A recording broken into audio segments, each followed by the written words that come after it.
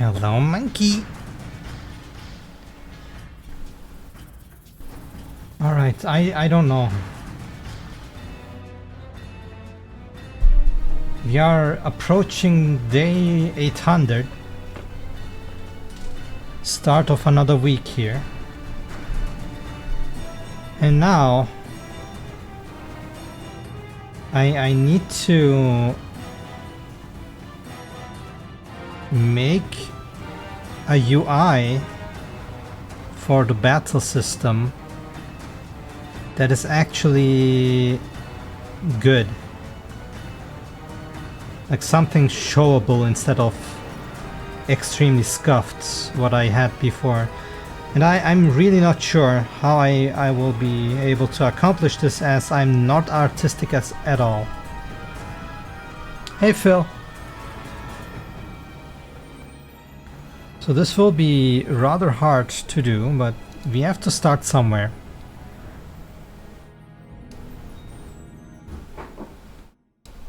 So the title is that we are going to do some concepting, so let's do that, I guess. Here's the screen, and on the screen we can see different angles of the arena. So let's go into our play mode real quick and see how the camera moves around and what we can actually see.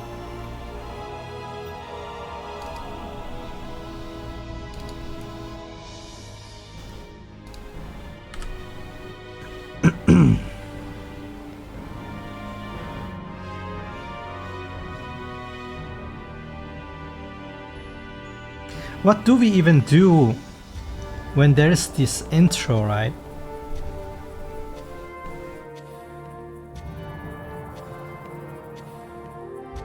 Do I just pop it up? How can I build the UI? Or is the UI already there while the intro is going?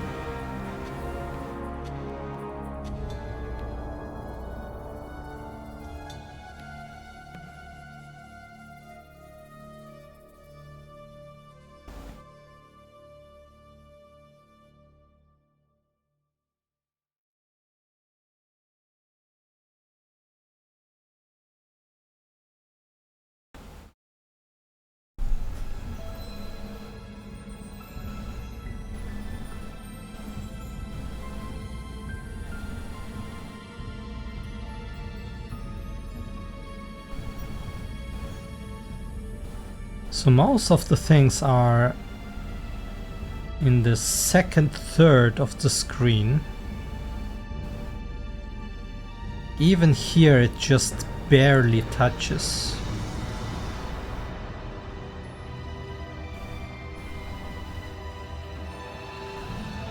So it's between 1/4 or 1/3 of the screen that is not relevant on the bottom. Even here, left, right, so much space.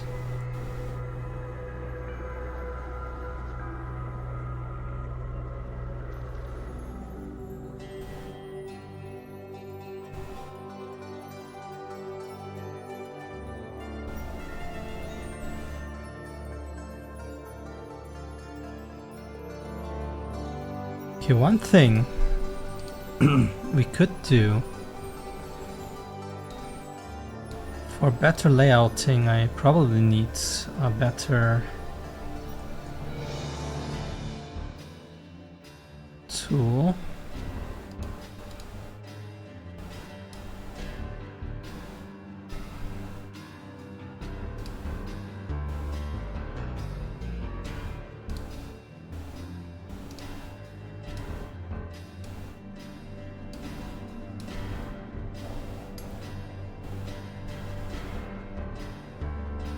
So idea always was that I show some kind of disk. Problem is, if I show a disk in the UI level, the animation is extremely problematic. Like, we could always make some animations that rotates. That's not a problem. But what do you do for flipping? It would be like pre-rendered stuff. So in that sense, why not use some 3D elements already?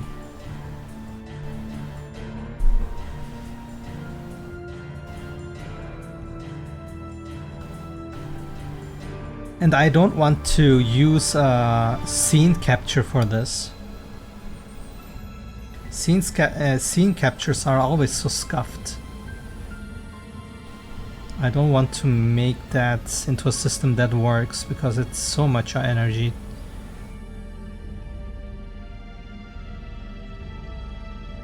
So do I use 3D elements? If I use 3D elements, that means everything will be 3D, even the indicators. Can I use 3D elements that are always rendered in front? There must be some kind of shader or post-processing that does this. Some option. And then attach it to the camera. To the battle camera. Right?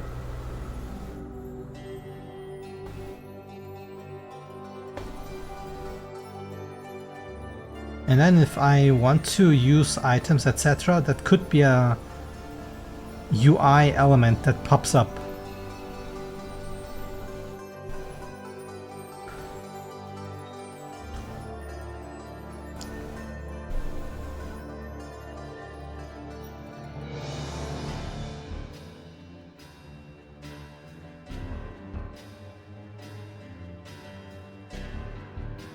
So if these things are 3D, what do I do with bosses or standard fights where there is no disk?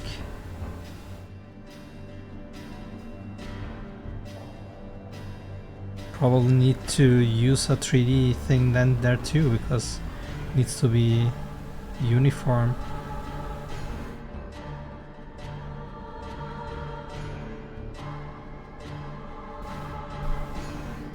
If I say a mesh is always in front, how do I do it in a way that other things can cut each other?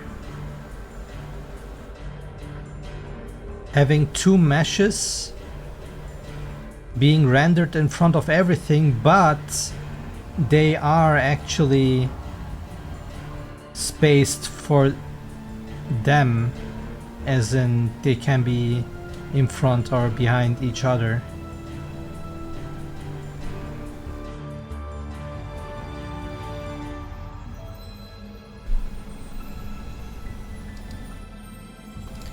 Is there a way to do this?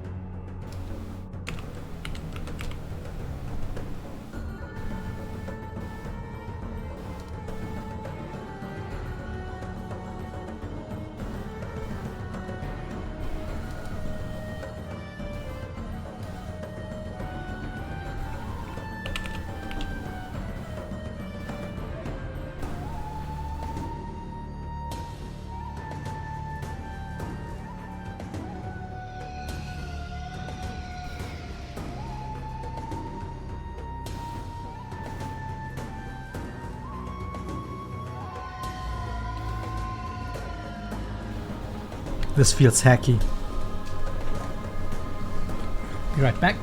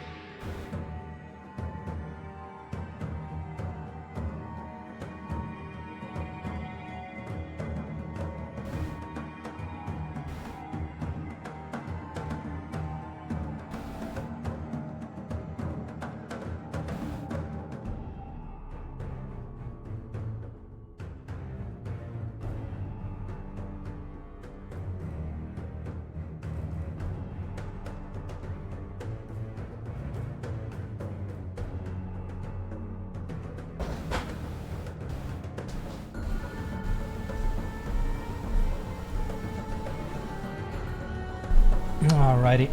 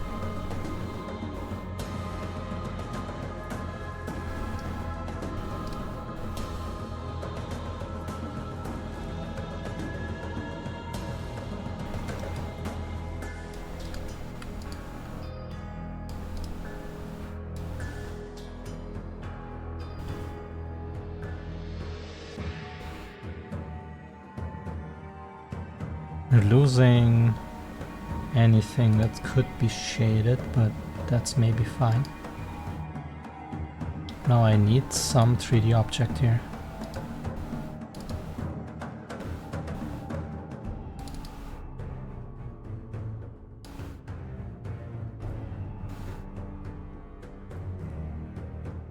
Maybe a crystal. That's too big. And I don't want to scale. Characters. How about orblings? Let's put in a shroomy. Could it work? Why is there nothing to see here? Because of this material? Probably.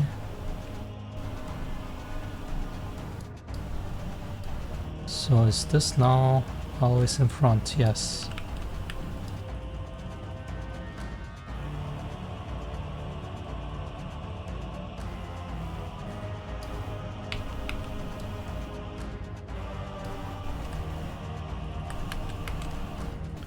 So if I now added another shader here that has a different color, maybe red.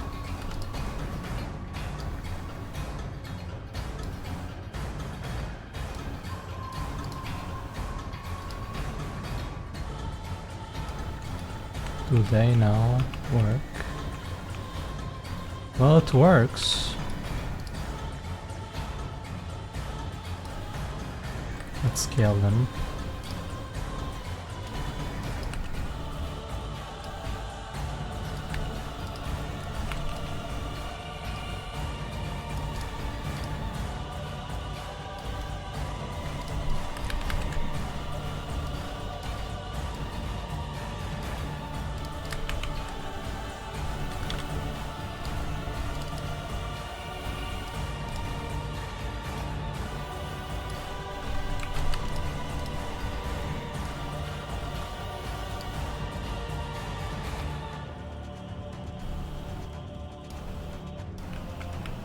Very German, I must say.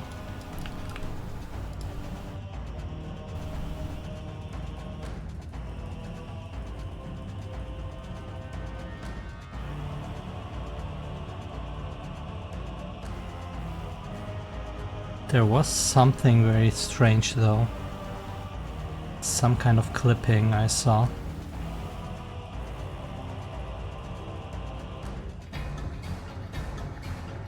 Funny enough, they are not big enough. But let's see if I can do the clipping. Yeah, see this?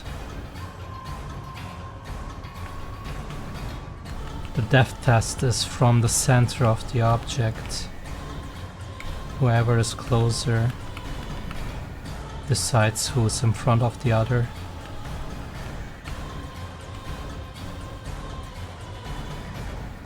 Which means it wouldn't work for my case, because the object center of the disc is always further away from anything on the edge to the camera.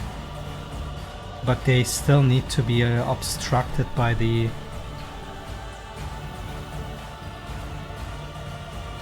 disc.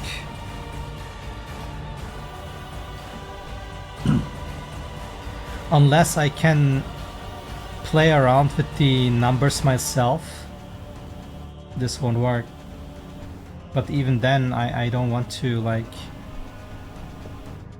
parent this, as in always trying to get the correct number in there.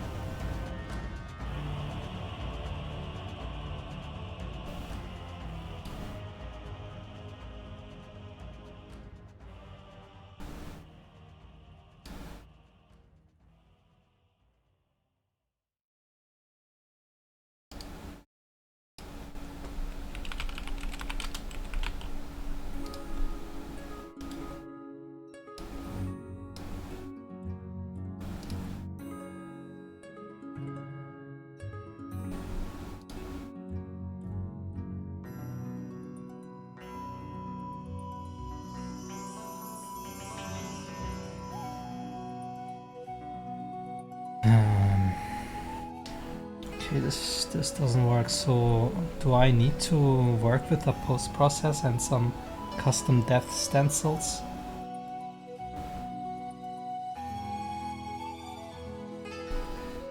Where's my post-process in the main? Would that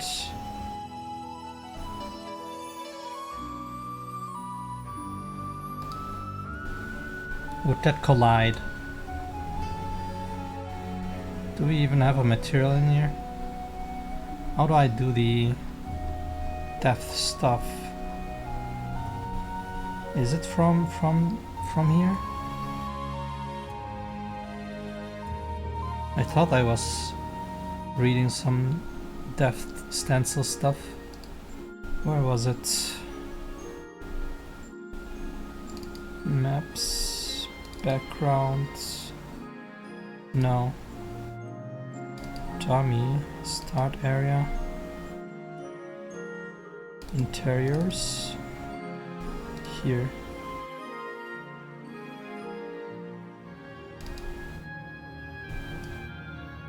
Okay, that's not it.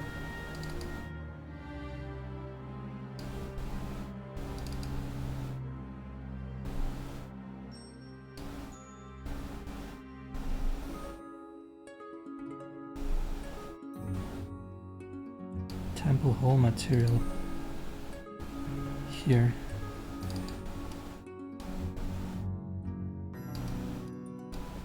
No, this is just the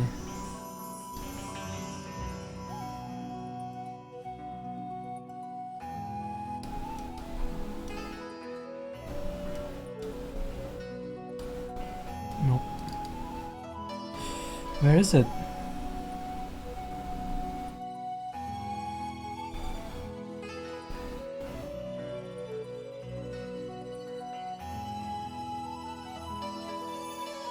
Right, they do go in here. So what do I do here with the double-sided, etc.? ST, basic.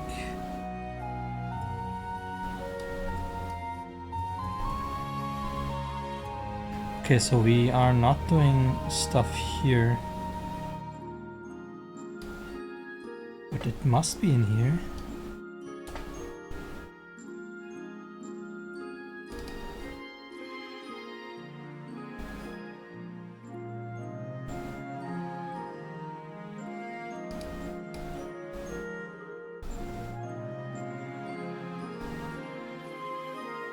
Is it this?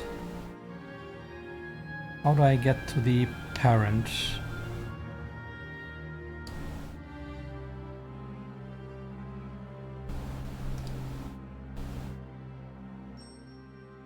Find parent here.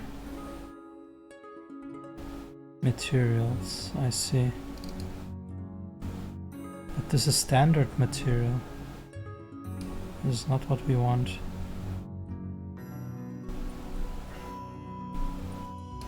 Window rendering, there it is.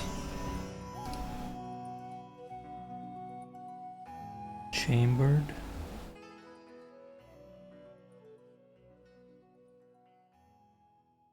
What means chambered? Is that the big one?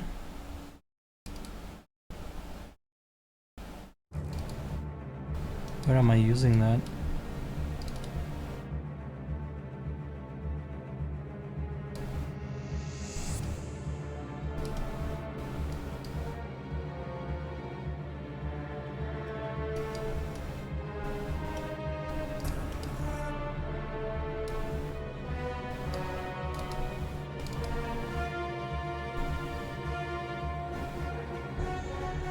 Seems like we're not using this anyway.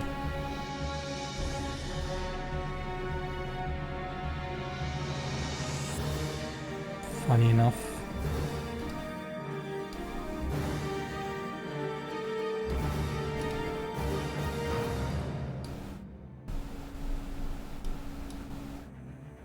So let's open this and see what we are actually doing here.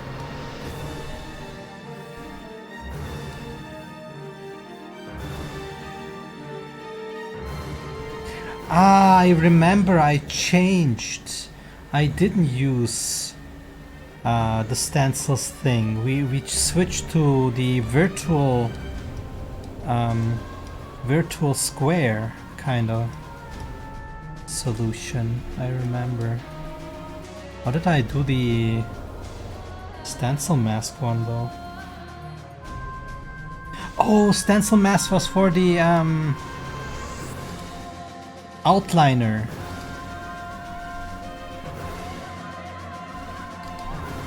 Do I have it here? Oh, how can I find the outliner? Camera shaders, hidden outliner here. Perfect. Scene texture custom depth.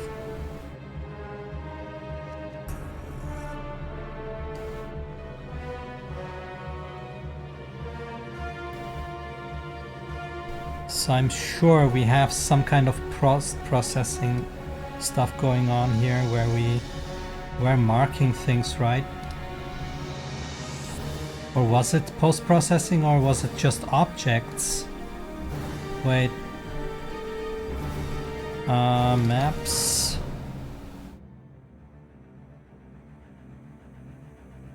Dummy, start area, interiors. Tavern. Do I just look in here or in the level itself? Let's look in the level first.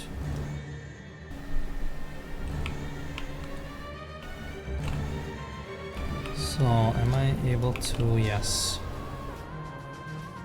So we have this.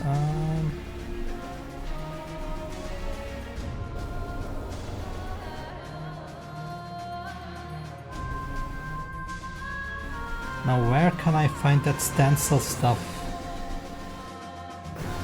Was it in rendering?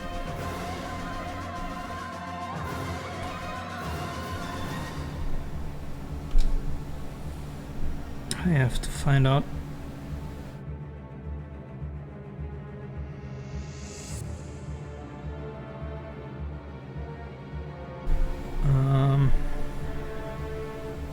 Oh, almost spilled my tea on myself. Burning hot. Application. Cooking. Rendering here. Advanced.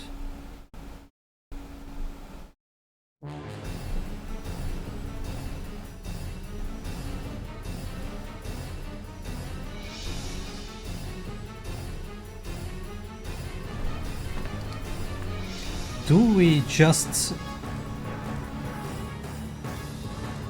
click and unclick these things? Wait, what am I doing? I'm again in the wrong thing. We are in the outliner stuff.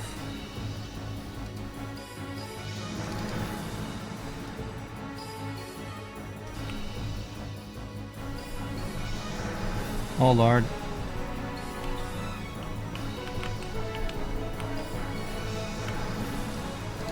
It was here.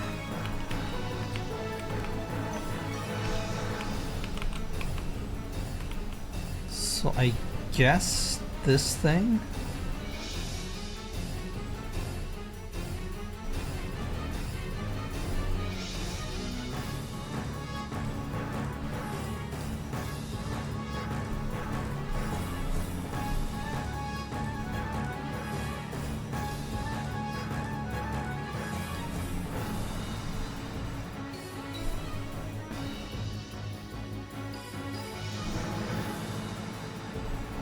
And the main pass. Is it maybe the outliner itself with the passes?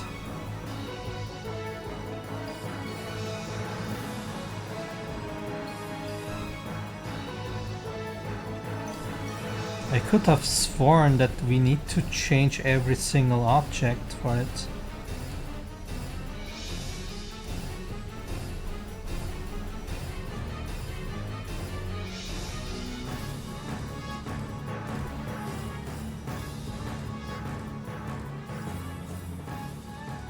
Render custom depth pass. That's what's happening. And then there is a stencil 255.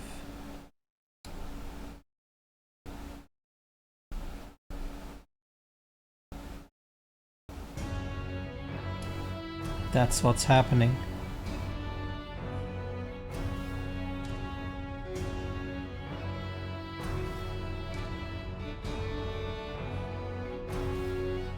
So all 8 channels are active with this one, but I'm not sure how I did this.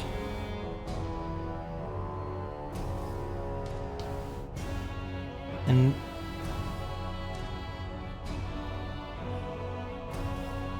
this probably means I cannot just use this, can I?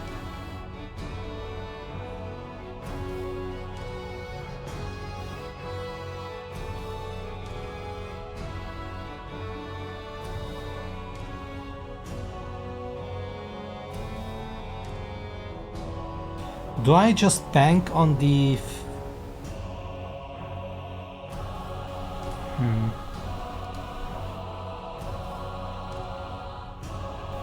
Do I just bank that on that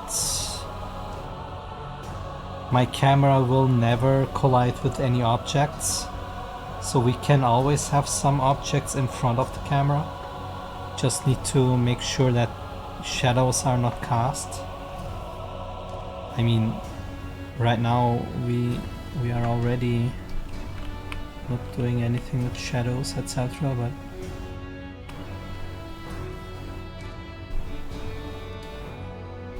okay.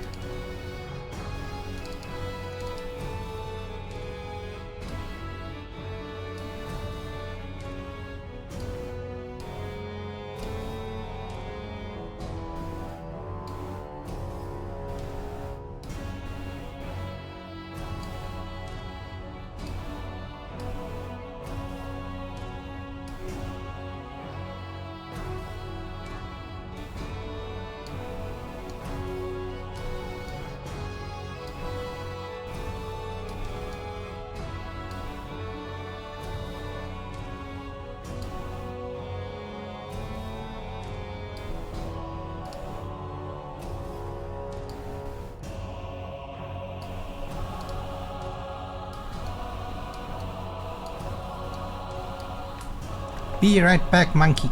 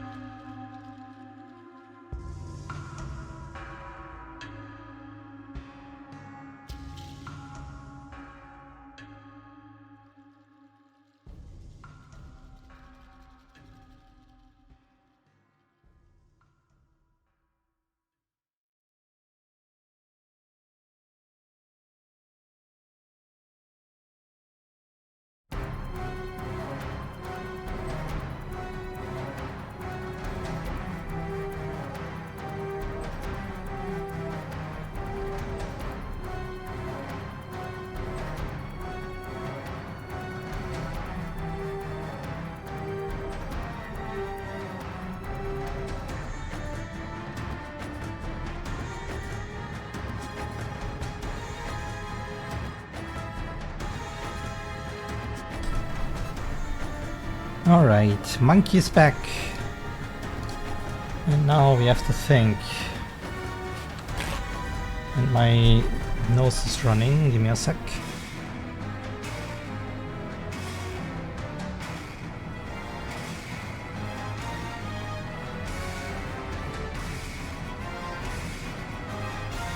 Thank you, Phil. How was your weekend, by the way?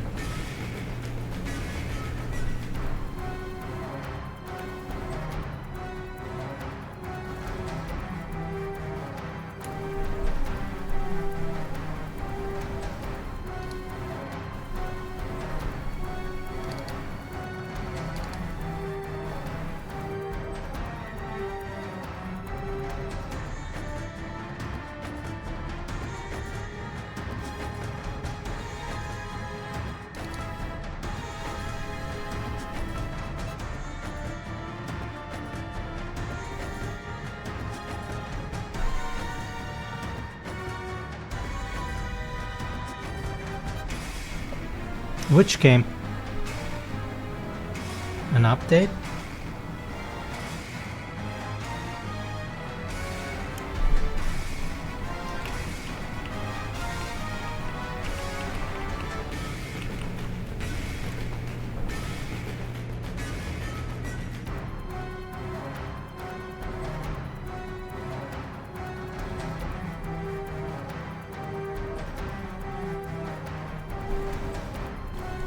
Bricadia?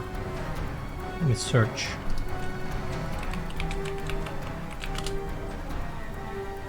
Oh god! What is that? Is it a Lego thing?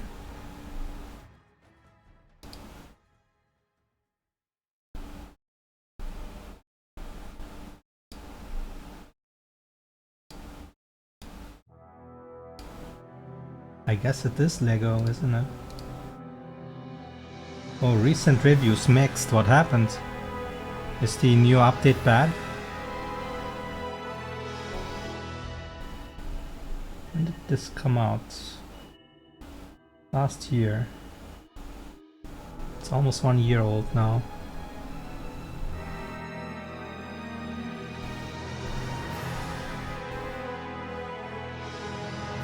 Not worth supporting this game anymore. The developers have continued to handle public relations poorly and lean on vibe coding. Oh.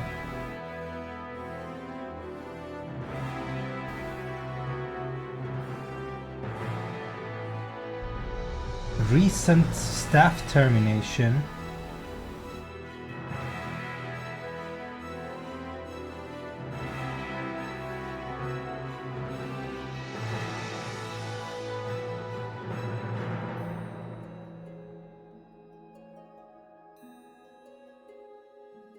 Oh boy. Yes, I'm in Steam looking at the reviews.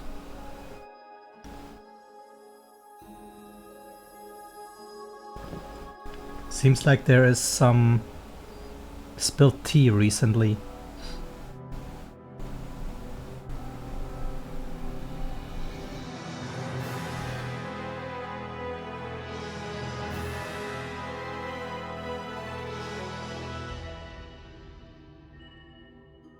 Another review here says, I mean, yeah, you can do anything, but nothing's really worth it or fun, really.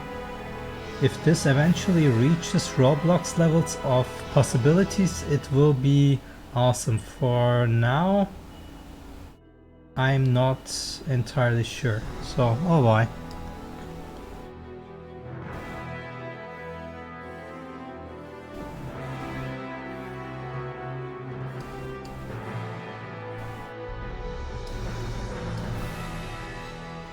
Reviews are scary, man. Can't imagine haters on my game, man. I would cry. Look at the tomates. They look like tomatoes. Bad review. Cry.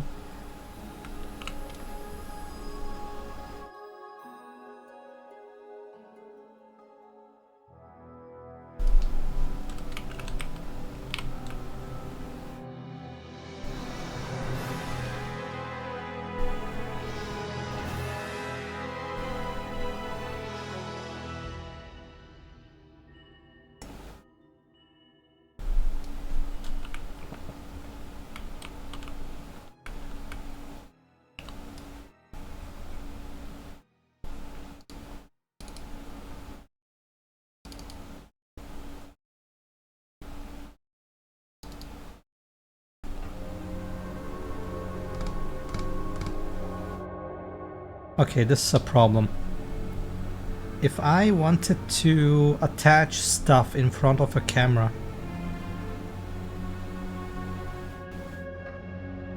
that means the camera needs to be the same for everything, not only the idle, but also for all the sequences. Or I need to reattach stuff from one thing to the other.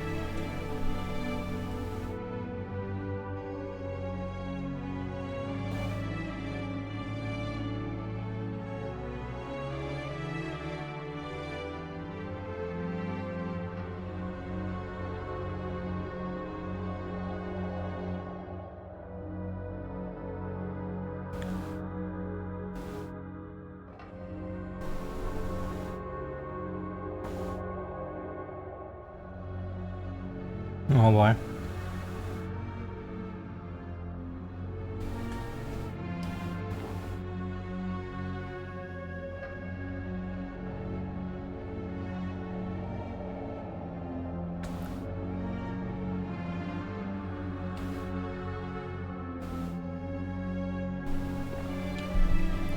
Keep at it. Good luck finishing it.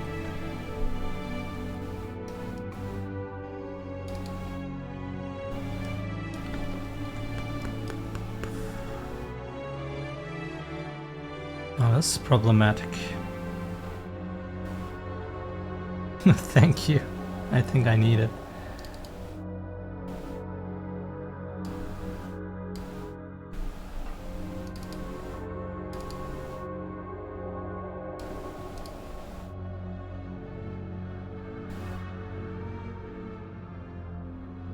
Crap, this is bad.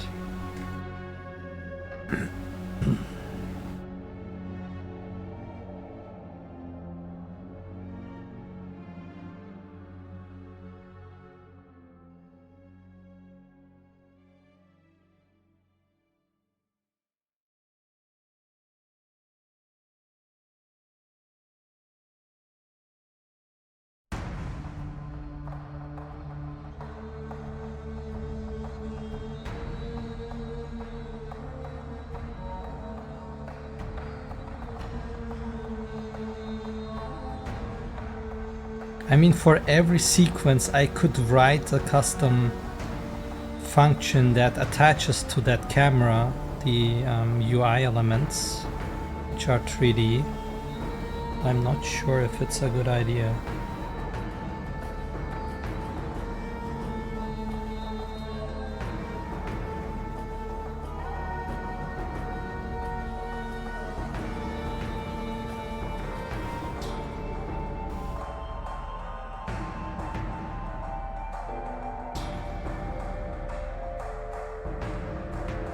We could also just use one camera and then just for every sequence set the reference to the camera and then switch to that camera, but it's bad because we really need to reset the position of the camera to the idle area. Oh my god, this is so bad.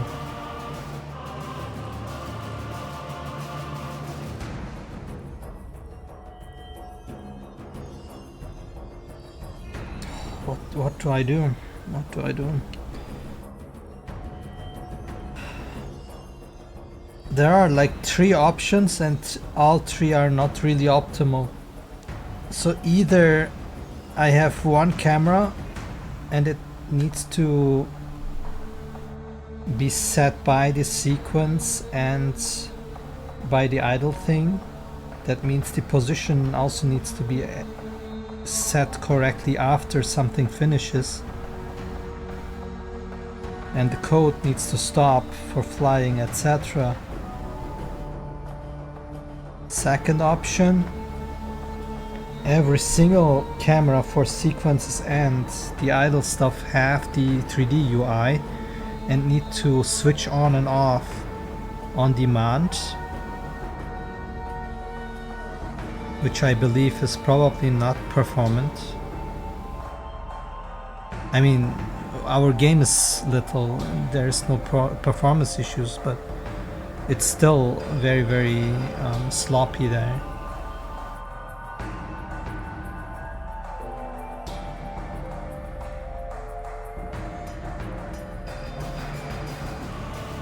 Or we have one UI element object that attaches it to the active camera.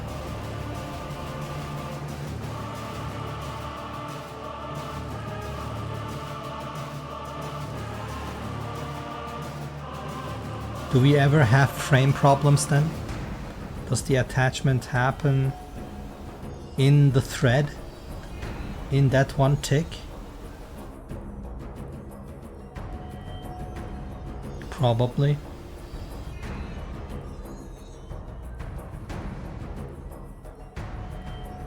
I can't shake the feeling that it will have some random problems because it's teleporting around, but we are not using TTA, so it's fine.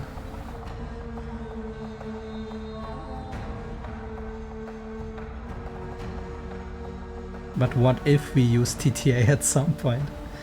Oh no.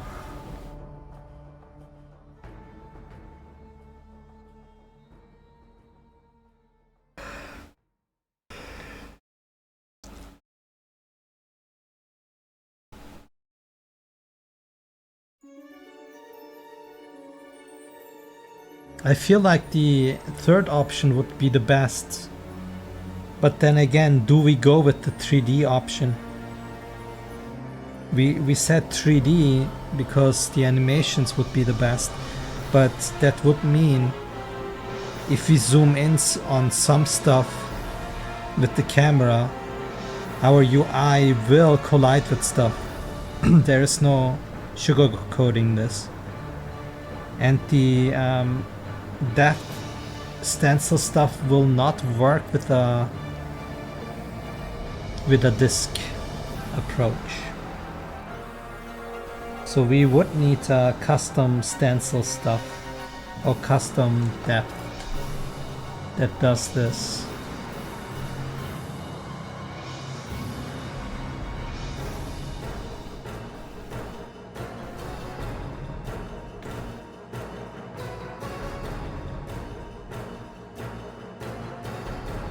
Which means post-processing.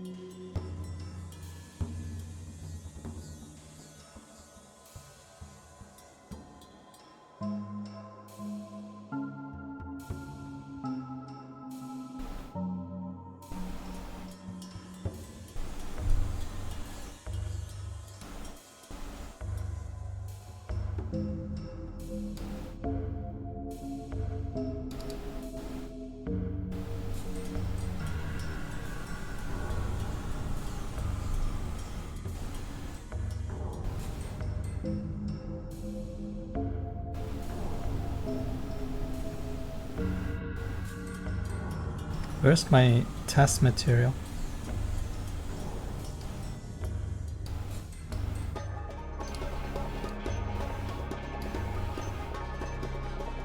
Why is it in here? What the fuck?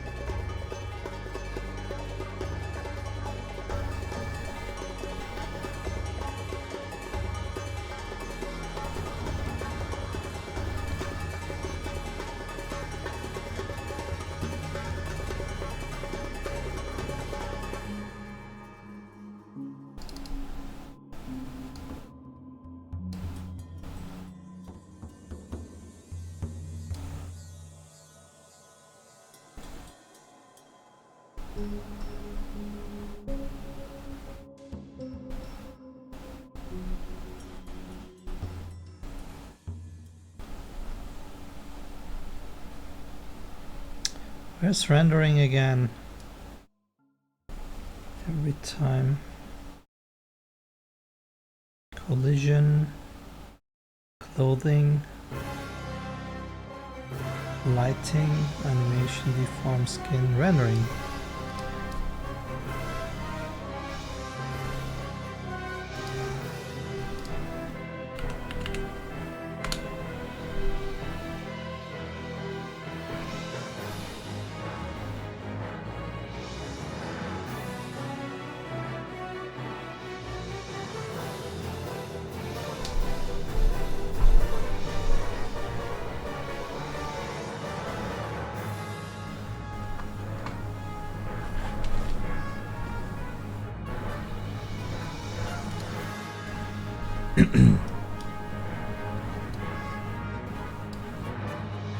It would be cool to have some kind of texture here.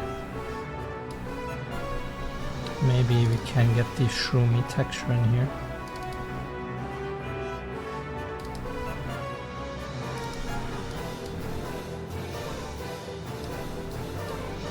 Like so.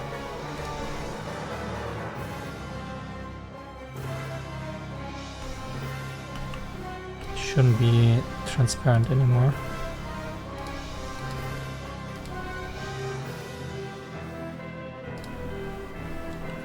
Fine. Get rid of these.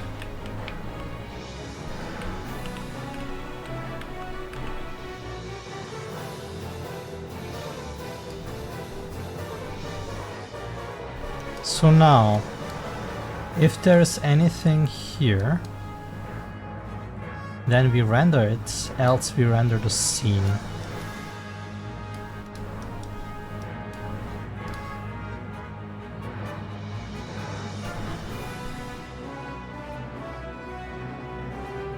Does this even make sense?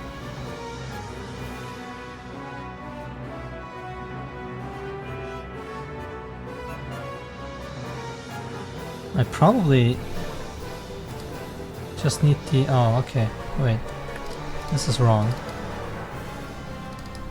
Give me the material for Shroomy, please.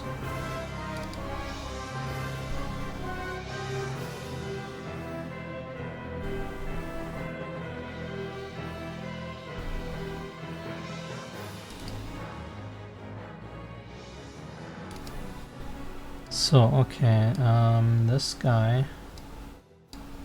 gets this one.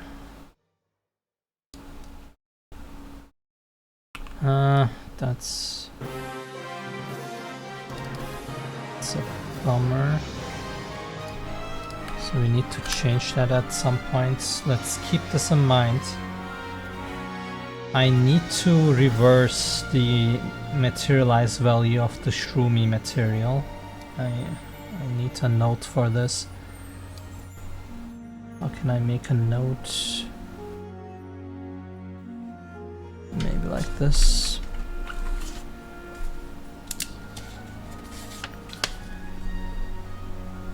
Reset Shroomy materialize material value. Okay.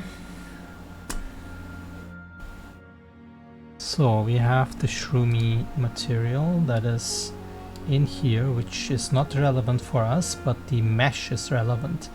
The mesh has a custom depth, and now we are making another material test mat that will be a post-processing material that looks, if seen, render scene, else do not. How do I render the scene? Is there a scene color? There is. Perfect. So is color then 255 for the depth? It is.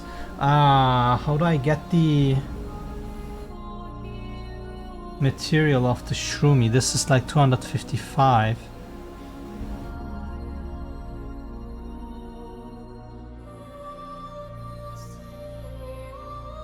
How do I get this?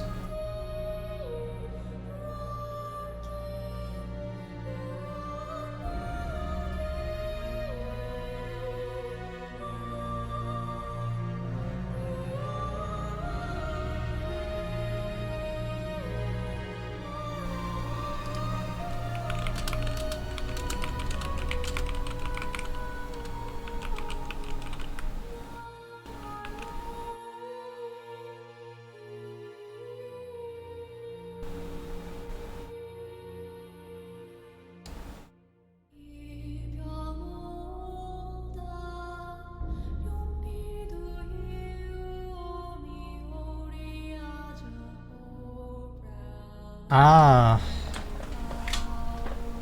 I see.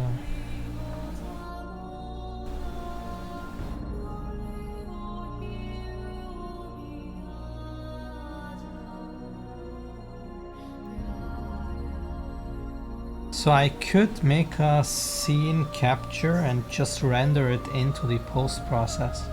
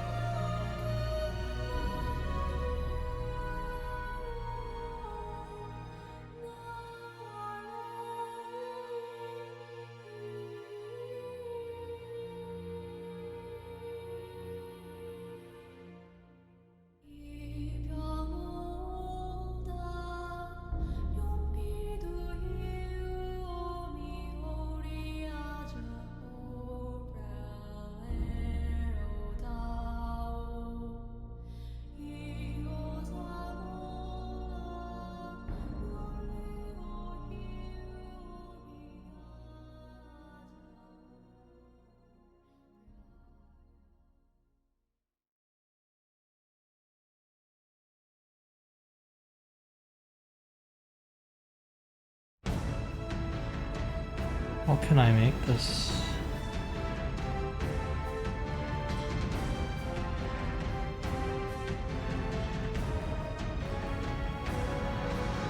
I need an actor that has a camera for scene capturing, and then I need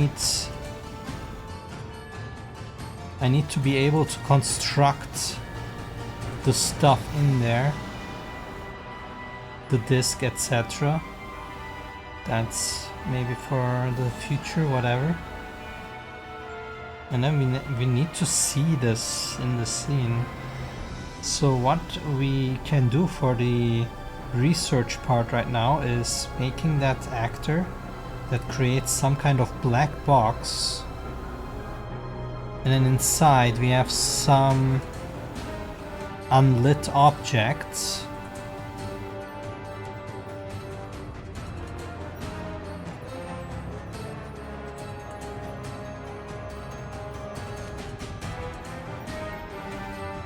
Yeah, that doesn't work. God damn it, that doesn't work.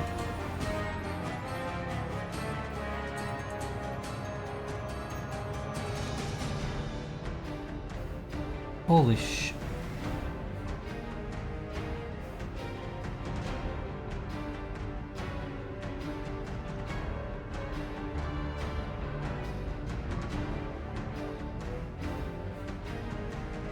We would need to have two identical cameras here. One for the real thing and one for the scene capture.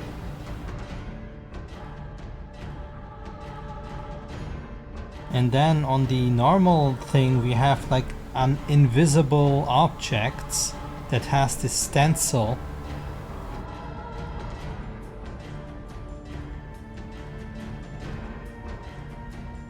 Or we have a scene capture that only captures these objects. Is that possible?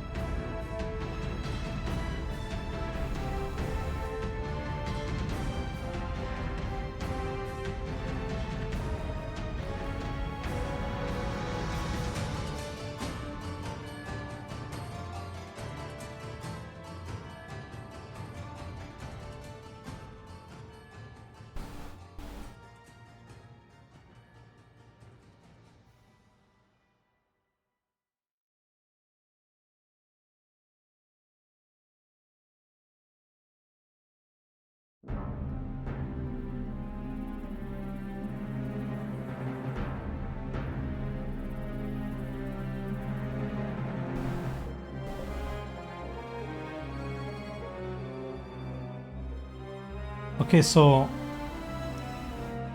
we, the approach that we are right now going for would be to have the cine camera and a scene capture camera on the same position and rotation with the same focal length or field of view. Then have some objects that has a depth stencil activated,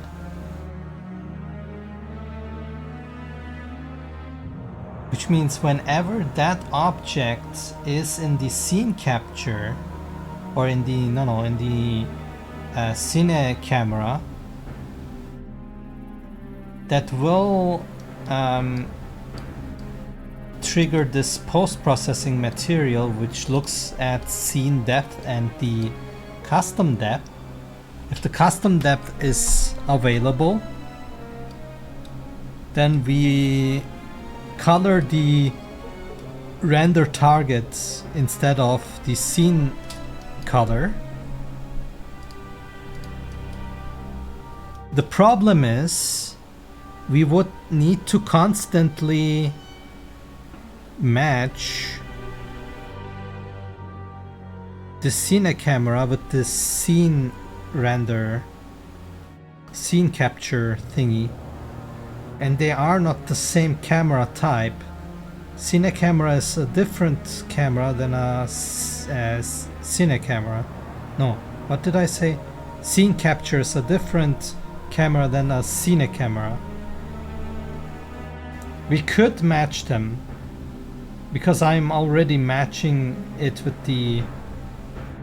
Oh no, I'm not. There are two cine cameras, so it will be hard to match. I believe we can match it because we don't use anything special on these cine cameras. But still, it is dicey. Also, we would need to scene capture from every sequence too. So it's not ideal.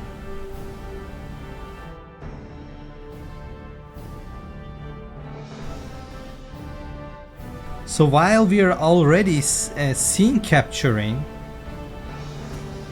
we could use the scene capture as a 2D image instead and just render it on the UI level.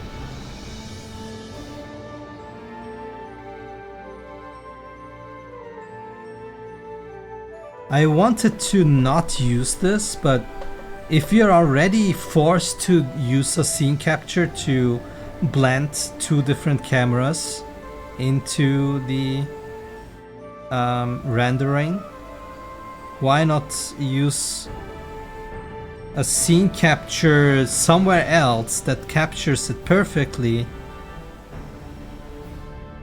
and then just put it on top of the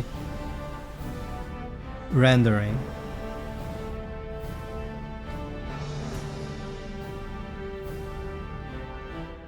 I would need to match things, etc. And it could be any camera. We could do anything. It would be in the UI layer.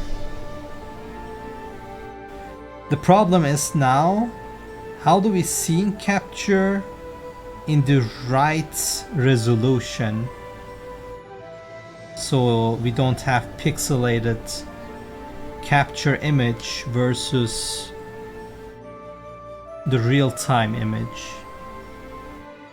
That means we need to match the scene capture resolution to the screen's resolution, right? And how do we do that?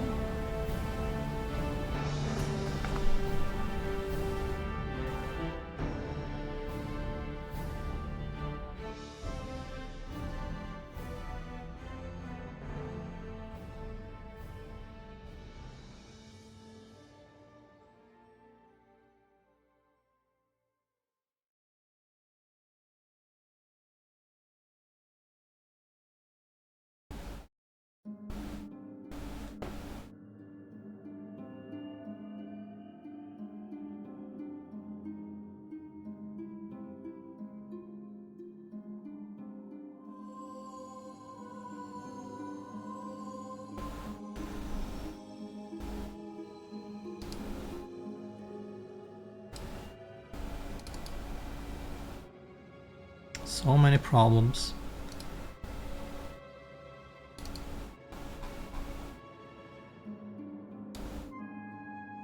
Okay, let's add another folder, which is the battle UI.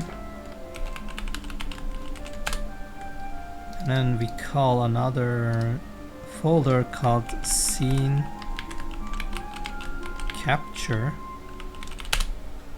right? And then we add a blueprint. Scene capture actor. No, battle scene capture actor.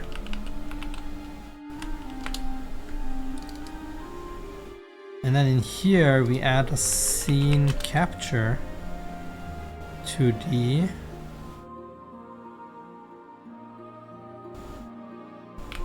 And now we have to think.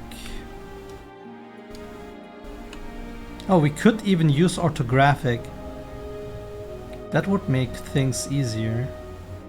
Then I don't need to worry about perspectives. We just need to have everything in there. Orthographic, the width. Now this width needs to be matching to the screen width. If this is pixel.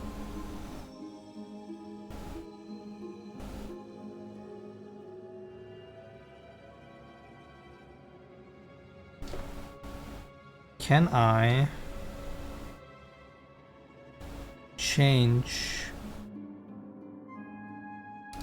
on here? Width,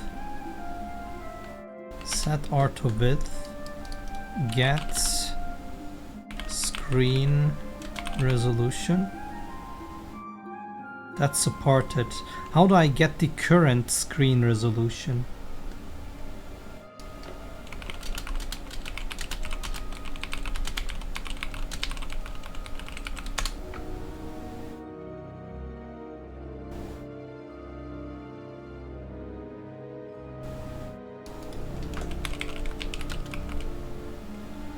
Viewport size, split the X here.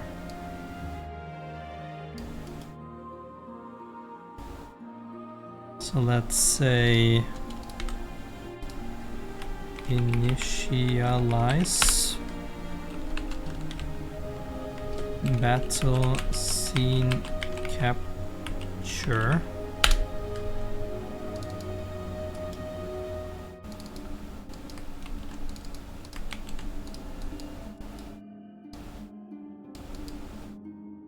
Just like this.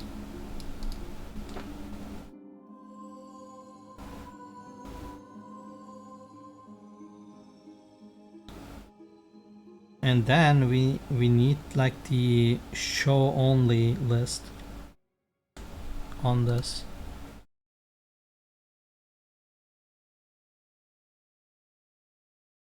Projection, I don't care really.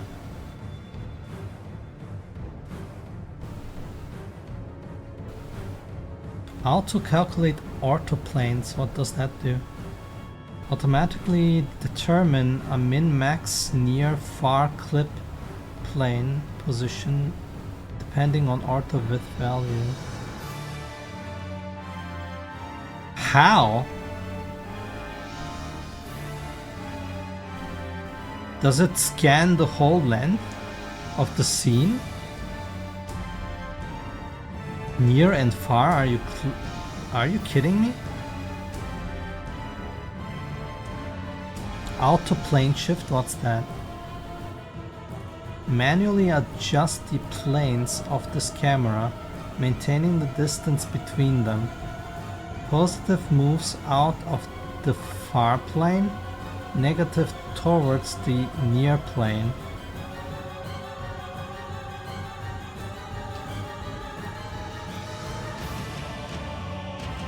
Okay.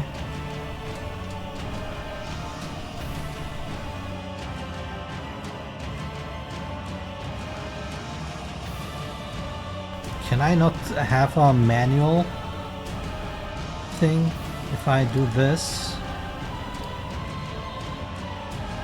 Overscan. Amount to increase the view frustrum by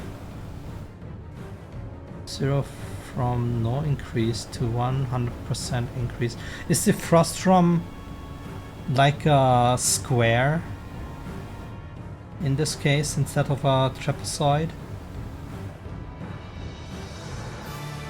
Wait, what is a 3D trapezoid anyway? I mean side view trapezoid, not like inside out view. Oh well. Enable first person field of view.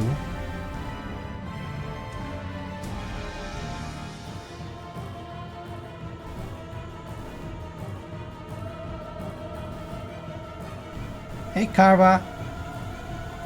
Why would I be evil? How did you find out?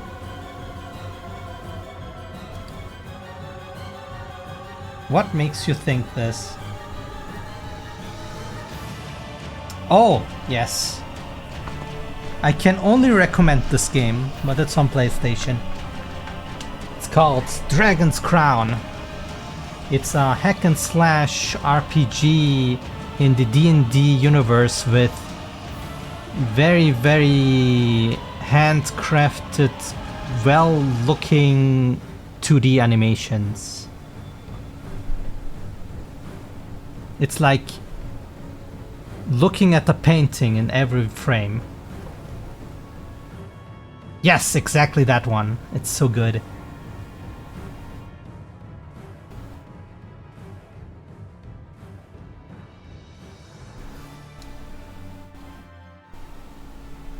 I believe this was the encounter with the beholder. It's called the gazer in that game.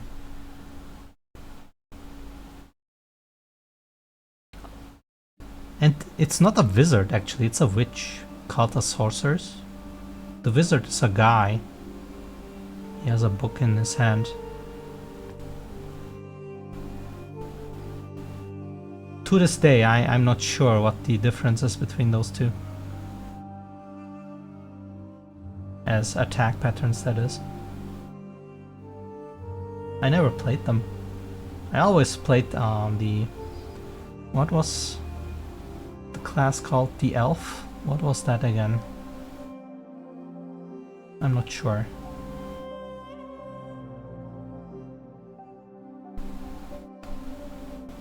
But hello Karwa, I hope you had a nice weekend. Scene capture. Capture source, capture every frame. View lighting channels. Pass info, could it be? No. Where's the show only list? There was a list of things you could add. Projection, component, post-processing value, volume, rendering, tag. Must be somewhere here.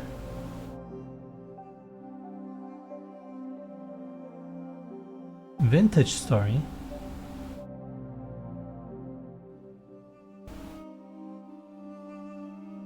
What was vintage story?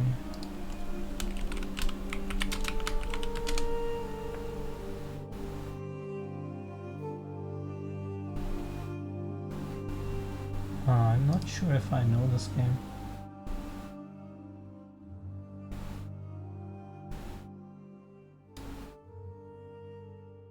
Seems Minecrafty.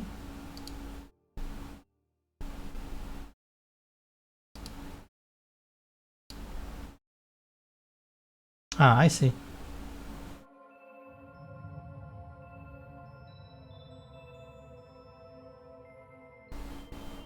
Maybe I should just search show only. Oh my god. Scene capture, it's in scene capture. Projection, post-process, scene capture, lighting, advanced here. Okay.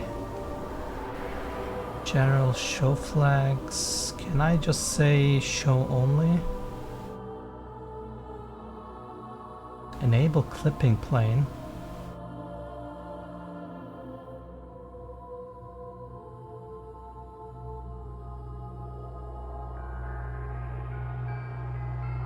Okay.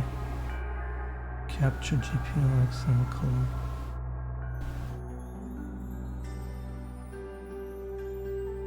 Like you have to skin the kills, actually find resources. So it's more focused on the survival aspect and explores more in that mechanic than the other stuff. I see.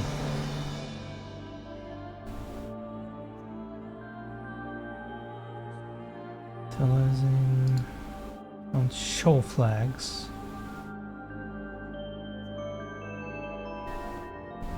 Post processing show flags. I don't care. Light. Okay. Where's the show list? Temporal AA. That's funny. Grass foliage.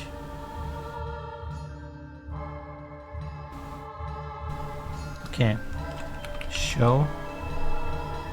Maybe don't look at this. But that's the only stuff we have. Wasn't there a object list? I only see... Damn it.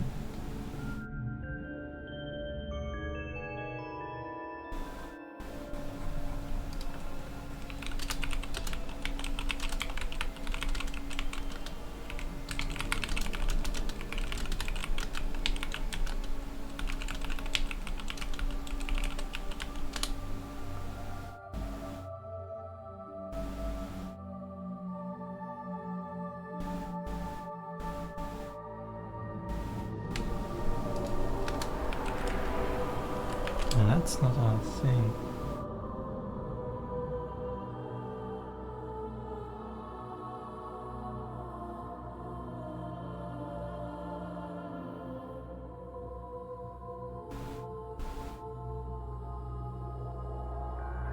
There. And now where's the show only?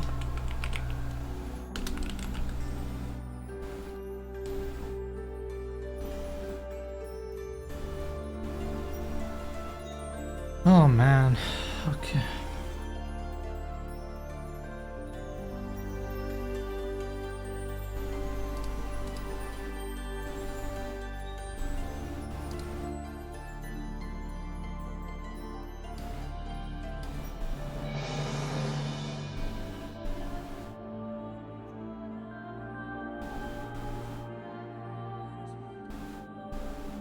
Where is it? Are you kidding me?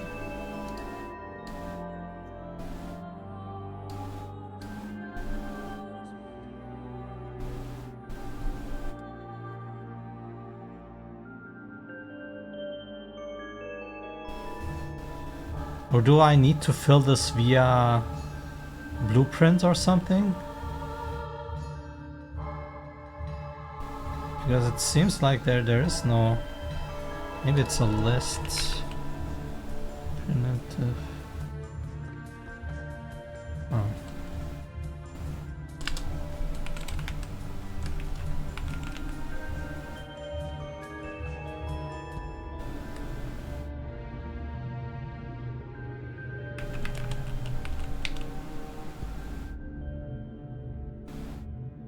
Yeah, it's not there.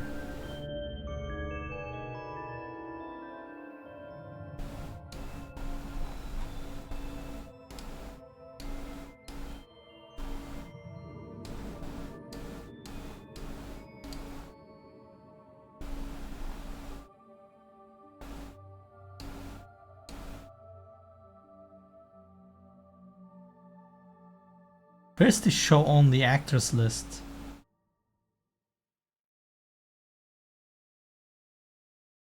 show only actors list. If I go here, there is no. Is it only in the scene? If I'm on the scene, like if I spawn this now here, does it now have the show only?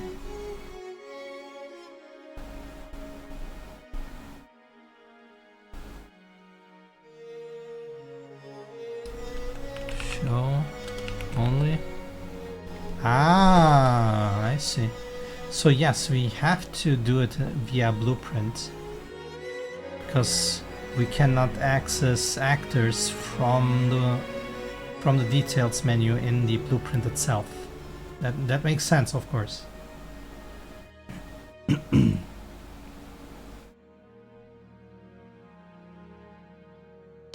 I see.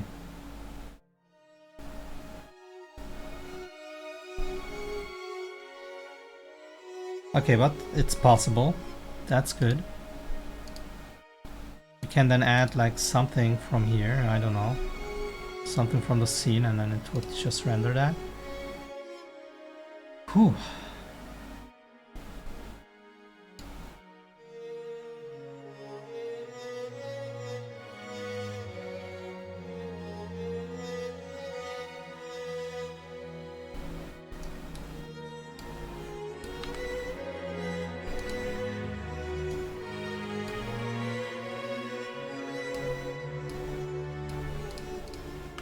Delete it again and think. So we have the scene capture. We can then add to the scene fill show only list, and then we can get the show only list from here. Set show only actors,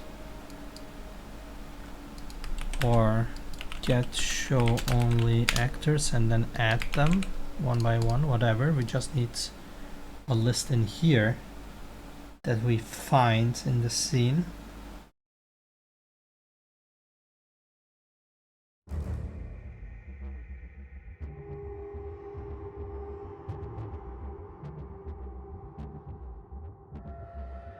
What else?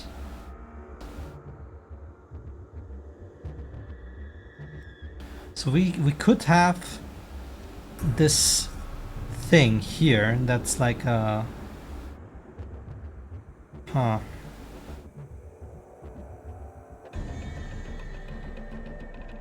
we need like some dynamic creation here. The discs are fine, but even they are dynamic because we don't know if the competitor is a summoner. If it's a summoner, we need the disc. That's fine. And then we need to rotate it into the right formation for the correct representation. That's fine. By the way, can we set a frame rate for the scene capture?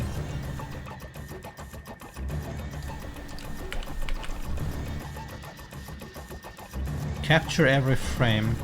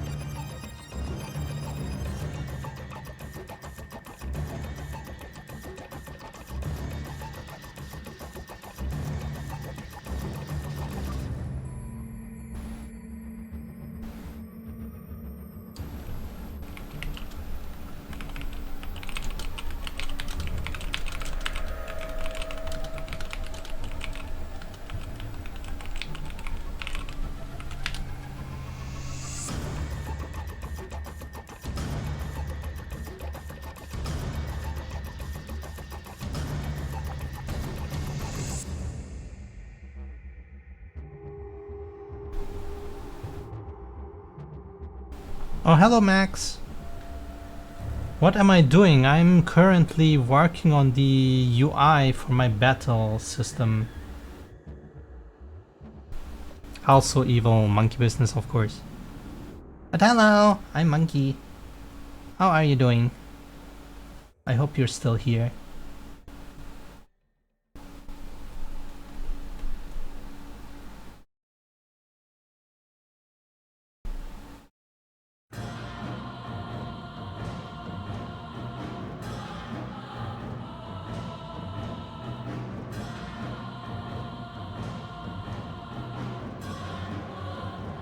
Okay, so the scene capture would probably share this the frame rates, but I'm not sure if it's at the exact same time. Oh well.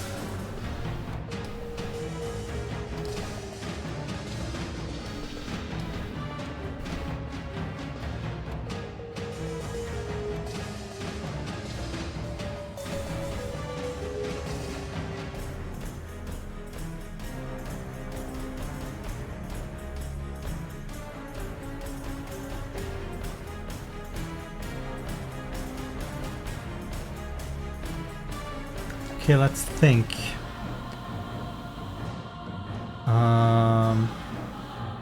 We have the scene capture, we have the black box. The black box is not that important, but should help blocking out any lighting that might come from outside, but the objects themselves will be unlit anyway. So maybe I don't need a black box, so we just need the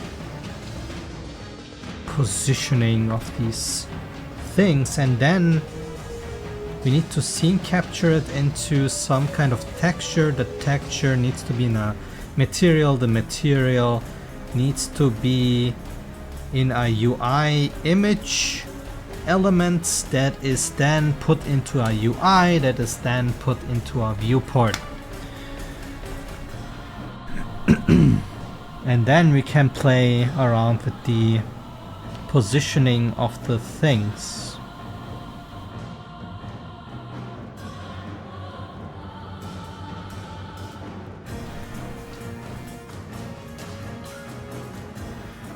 Now, if we have this, I'm sure this will work. This is like, we just need to test the feature itself, if we can actually make it so that there is no problem.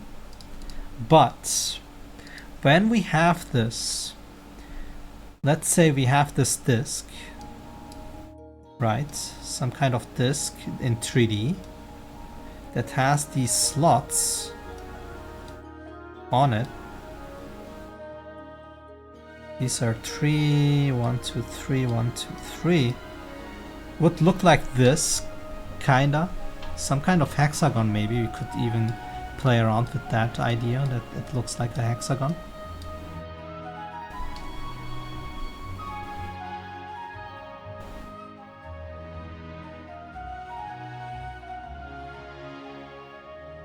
Wait, can it even work as a hexagon?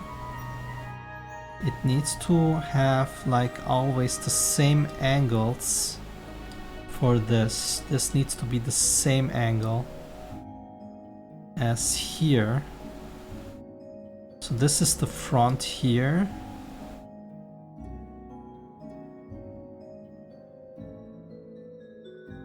Now this is tricky. This cannot work, can it?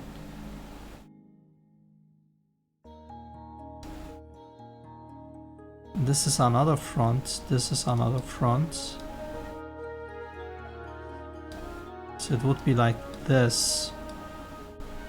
This one doesn't work anymore.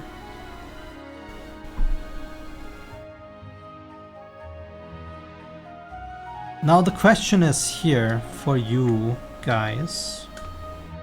Can we make a hexagon that has these 3 points with the same angles?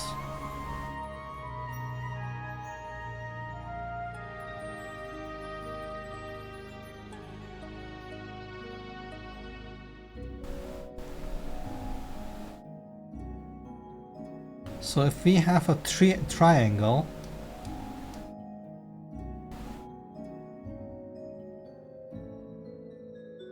that's 180 divided by 3.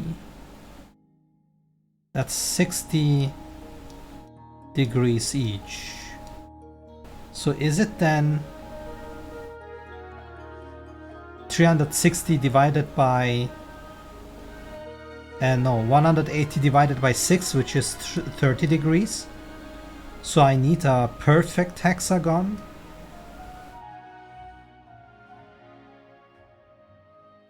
So these are all 30 degrees. Does that even make sense?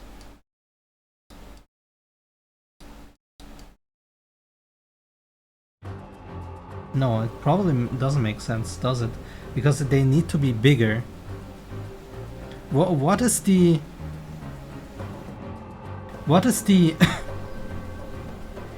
angle sum of a hexagon inside?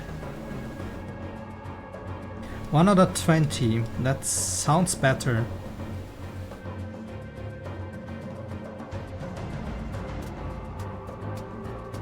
So with a 120 degrees here, every angle would be the same. And we could use it as a front.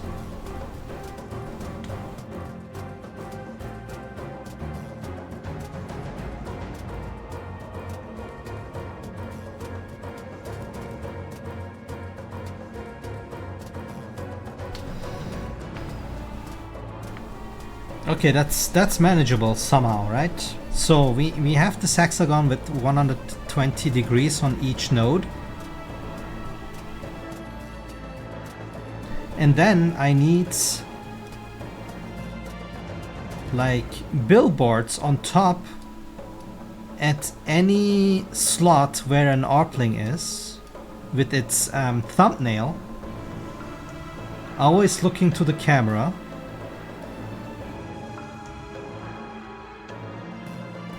Now the problem is these thumbnails on the not front ones, these are not the front ones.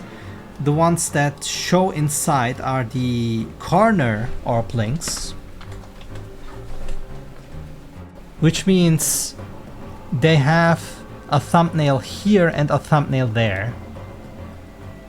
The front one has only one thumbnail, and the moment we flip, it needs to be on top. We are designing now a disk where thumbnails need to stick where they are and thumbnails need to stick to the slot themselves. Because let's say we have this disk here and only this front, right? This whole thing needs to flip 180 degrees. And this one needs to stay here while these ones flip around to the other side. And the other side has 2 thumbnails that come above. So how can we have this guy not clip through the disk. Hello, Martel. So in order to do this, we probably need some kind of hole on the disk for the front Orpling slots, where when it's on top and we flip this thing, this hole barely touches this little thing and creates a tangent when it's like 90 degrees flipped. It needs to touch this top part of this thing. Probably. Now if we have a side view, would the thumbnail be like here, or would it be floating above? You have no idea what I'm trying to create.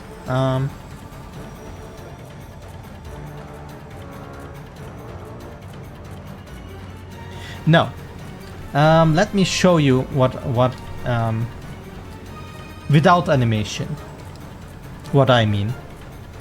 Let me go and go to the main here.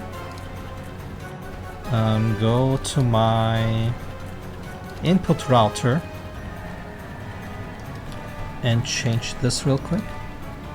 Alright, so I'm not sure if you know about my battle system, but the summoners have some kind of formation patterns. These patterns represent the 6 elements in my game: fire, water, earth, lightning, air, and crystal.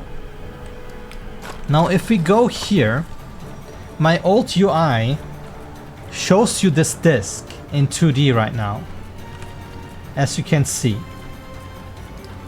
Now I can switch from fire to water to earth. This side is the light side, RGB. If you multiply or add them together, you get white light, right? So red, green, blue, RGB.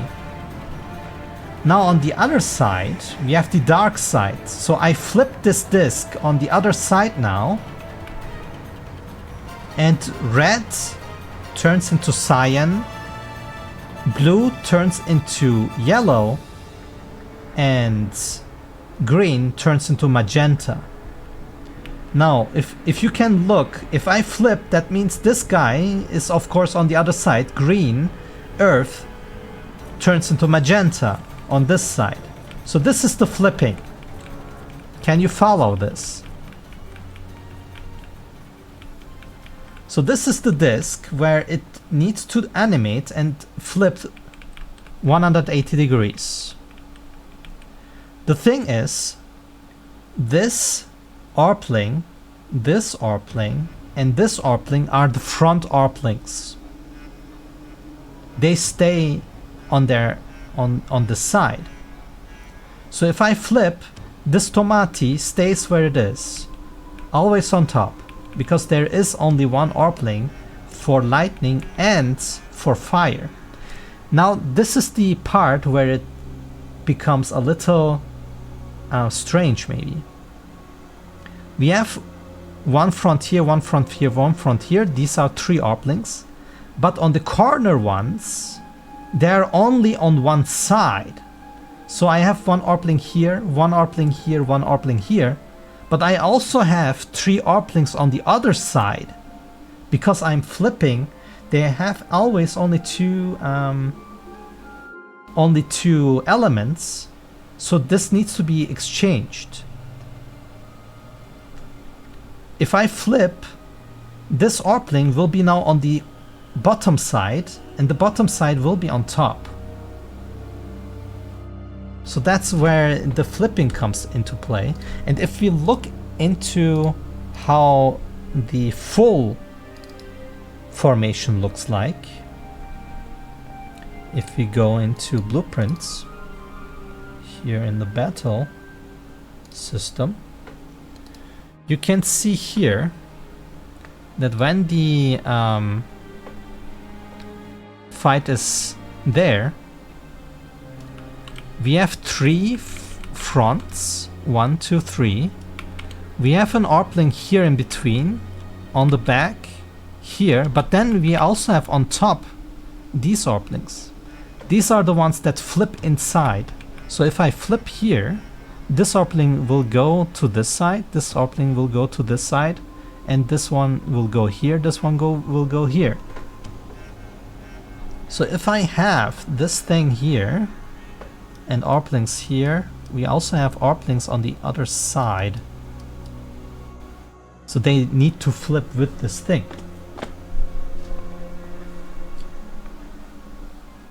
So these things are not no problem. I can just stick it on this disc, right? Like if I have one here and then one would be here behind the disc. It's confusing to explain, but the moment I have this 3D object and animate around, you will 100% understand what I did. So the front ARPling would be here. We have front ARPlings here, and then another on top here, and then one here. Let me color the front ARPlings in red. And then the corner ARPlings in green.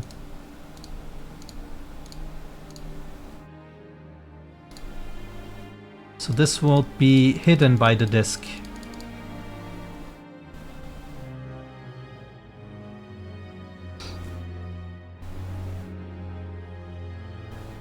So why exactly do you want them to flip? Because the formation needs to represent the front I'm in.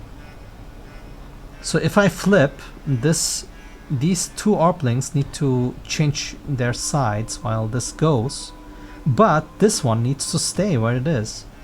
And I don't want the disc to collide with the front ARPling.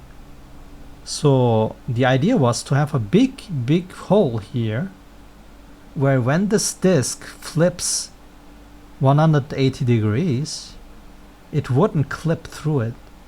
But I'm not sure if that's a good idea. Also, I'm not sure not seeing this guy is a good idea.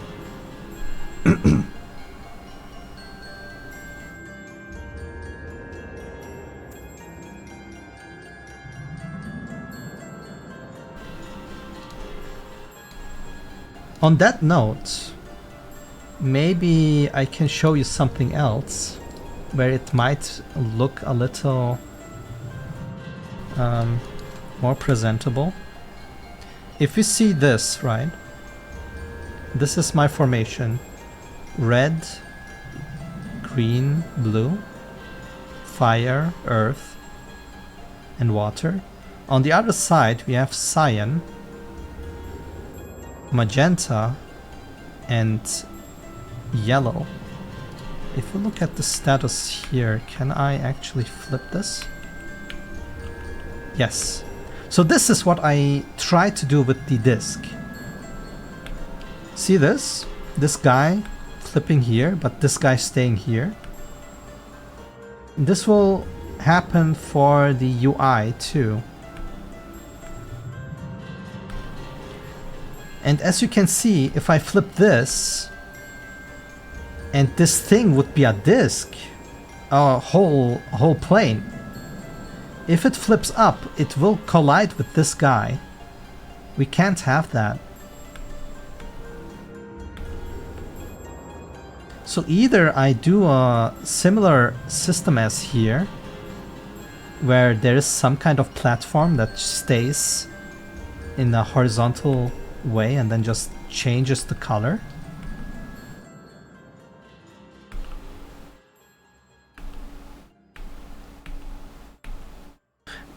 this might be it, right? This might be the best way to do this, maybe. Let's imagine a disk, and then there is like a part here, here, and here that always stays horizontal. On top of it is a thumbnail, a billboard, and then there are these things here, but they stay static. When this disk then rotates like this, these parts stay where they are while the disk rotates. So if the disk rotates like here, and then these things would be like this, and then there's like a hole going like this.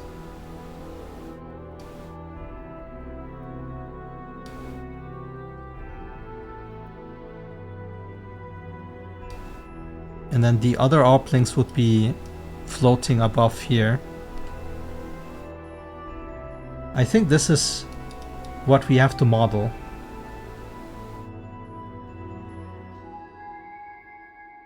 Which means the thumbnail that is here needs enough room for this hole to go through.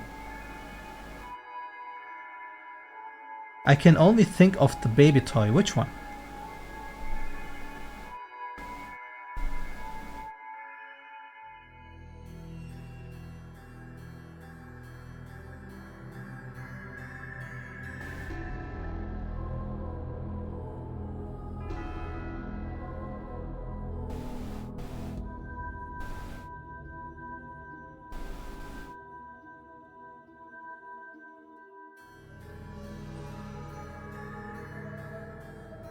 Yeah, kinda like that. I'm not sure if I know any toy that is like this, but yes, like something that is weighted down with the display part up, and it always pivots like upside while it rotates the whole thing. So that's what I need to go for, I think. But I'm not sure if it looks good. So if we had the disk without the ARP links on top, we would have like these slots here that could represent the color of the formation with better colors than the raw RBG, that is, probably. Like this. And then we need some artistic way to cut these parts in 3 and then have some kind of static slot here that looks like this. And then this thing would have like the thumbnails on top.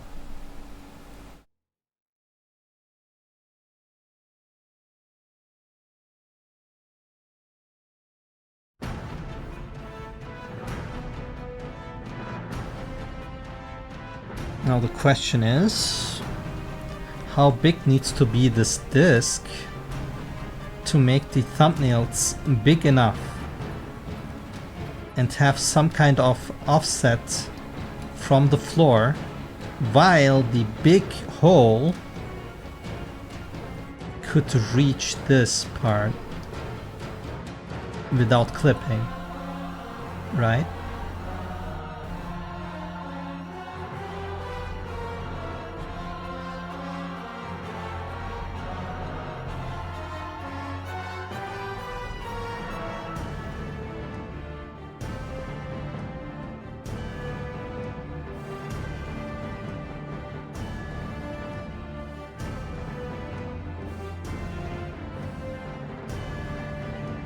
Now, does it need to be a circle?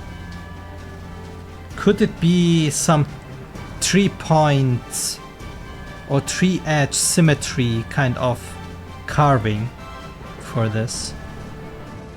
in order to have 3 different axes to rotate this.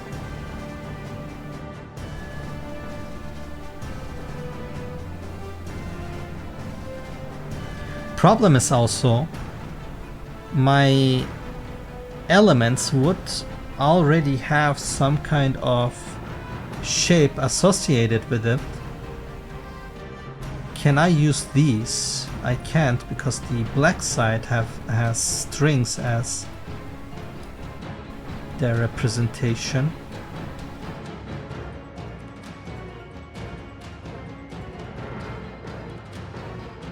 We cannot shape a hole with just a string.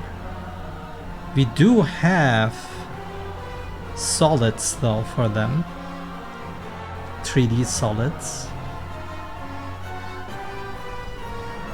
But to have them in here, yeah, that doesn't work because both sides need to be there. Okay, it needs to be a circle. There's no other way.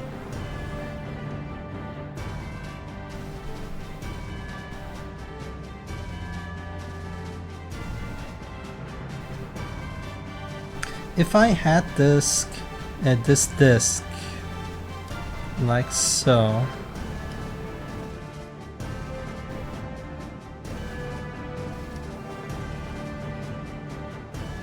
so we need some kind of slots carving here. Do I add some kind of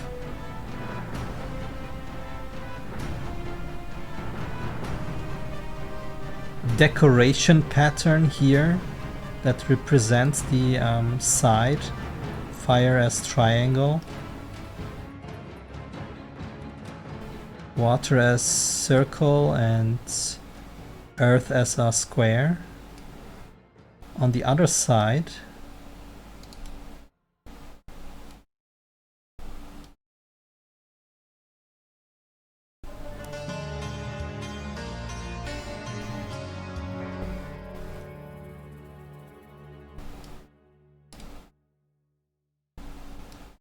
we have lightning.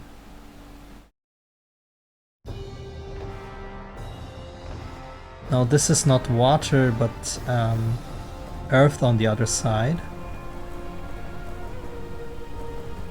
So it is crystal.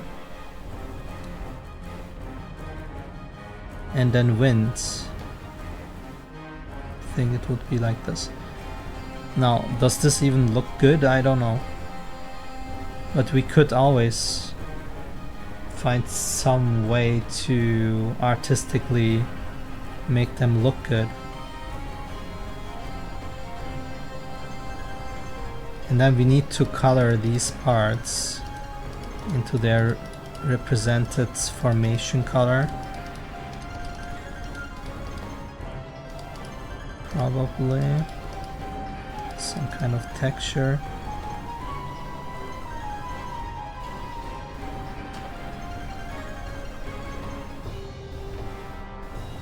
This could be some kind of rock.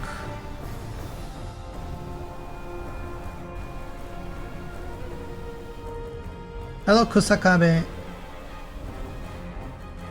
How are you doing?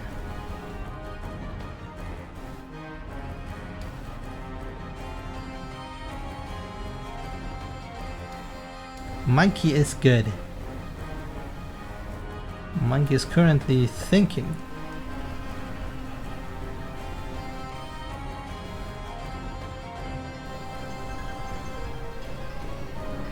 So okay, it is, we need this and this as one object in 3D. That could be some kind of disc from the side like this. It could be also like a lens shape, maybe, I'm not sure, like symmetrical of course. So the orblings would be on top here and on the bottom.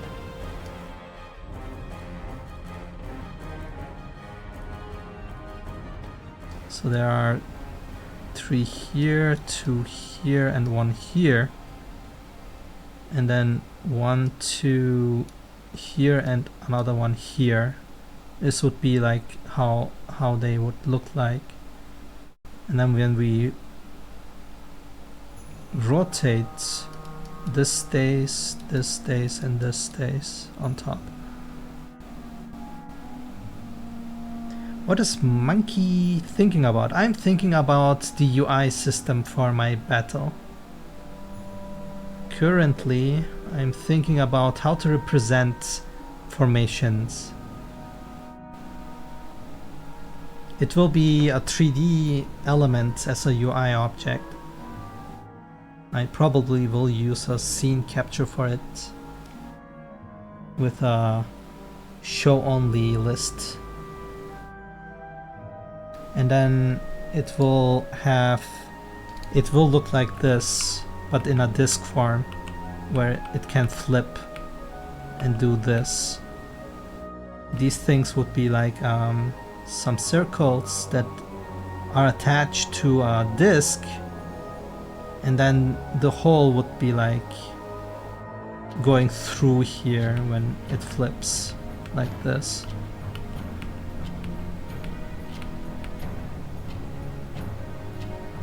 I probably also need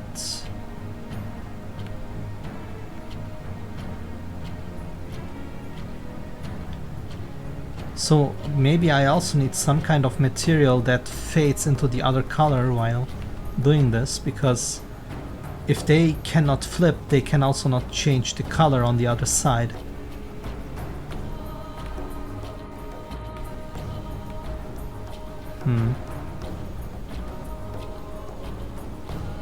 Maybe then player presses the button, a wheel will pop up with formations.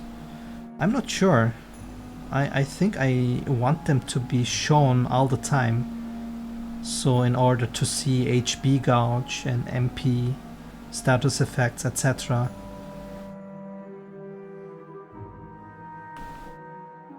Like this is only my main UI for status checks. My battle UI would look differently. There would be one formation here and one formation here.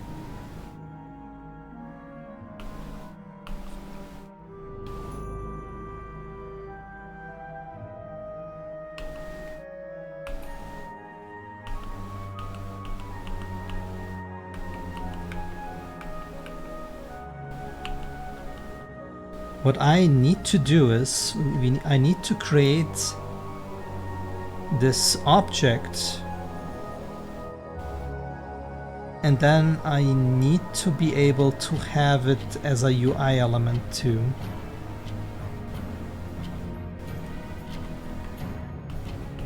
For my out of battle UI stuff, so I can reuse it for exactly this part.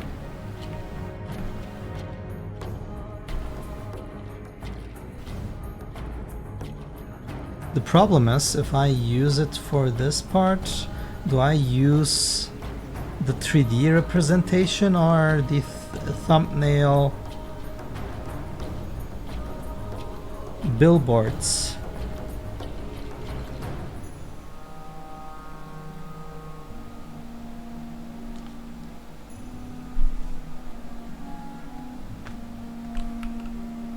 These orplings will be bigger than only this little tomati thing. You missed what I was saying? I mean, I'm talking to myself anyway. But what do you want to hear?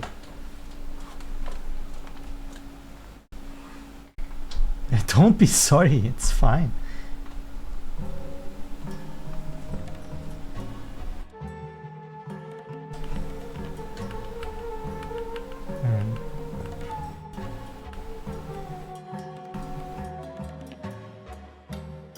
I was talking about when I do the battle UI elements in 3D that will have thumbnails and the disc and whatever. Now I would like to reuse that for my main menu stuff, what you see here for status checks. The problem is these ARP-links will not stay this little. They will be bigger. So this slot would need to be gigantic. So I cannot reuse it. Unless I make the ARP-links very little compared to the disk, if I want 3D representation and not the thumbnails.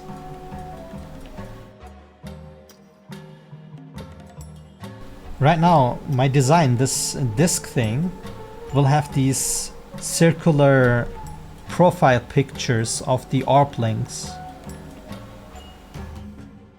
for a simple representation.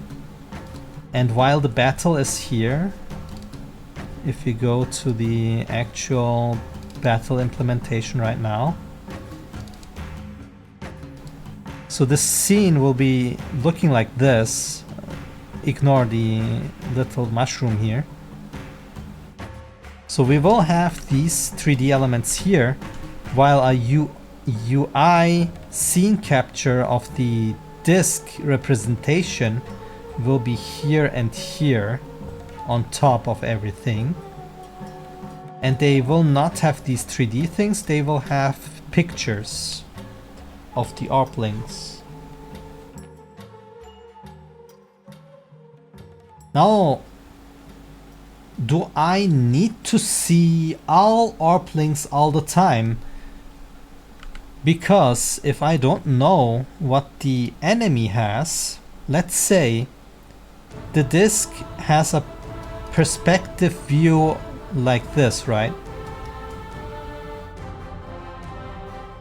And then the ARP-link thumbnail, front ARP-link, front ARP-link, front ARP-link, backside ARP-links would be like this, but then we have on the bottom side these, and then we have like, wait, no, that's not correct. And then we have the backside representation like this. So I'm missing two ARP-links that I cannot see now.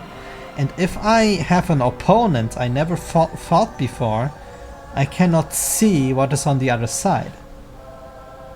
Now what do I do about that?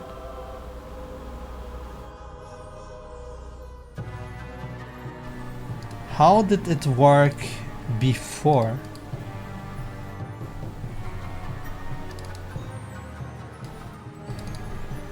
How did my 2D stuff look like? Was I hiding anything? I think I was not thinking about this possibility that I might want to see what my opponent has on the other side. I mean, it could be a choice as to not show those two ARP-links to have some kind of secrecy, maybe. But I think that's not a good idea.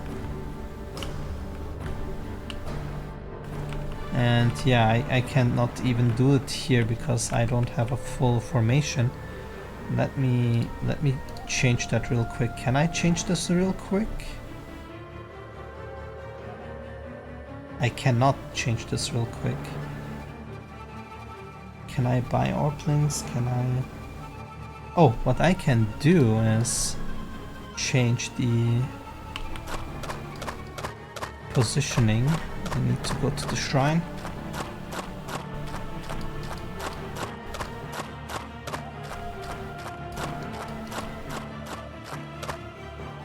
Have a good shower, bye bye.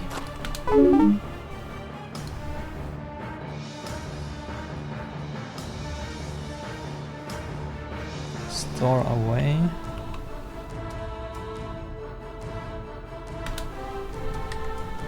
Then place here, I guess.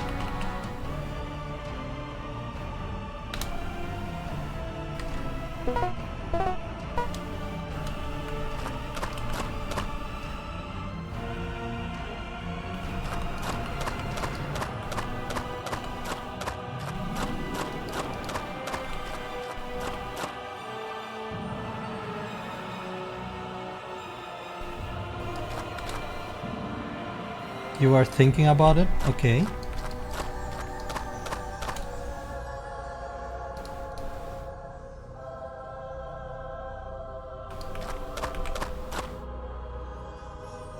Alright, so if this is like this, yeah, we cannot see it at all,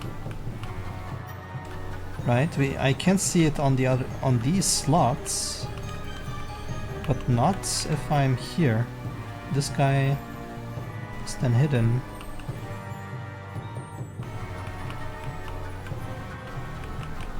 Oh boy. Did you whisper to me?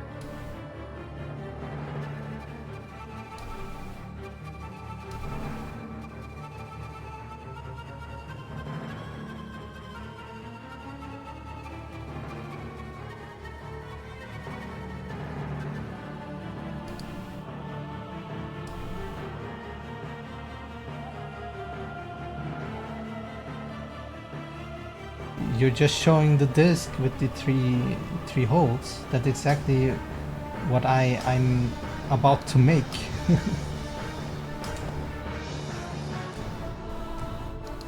But they will probably not have a static axis like you modeled there.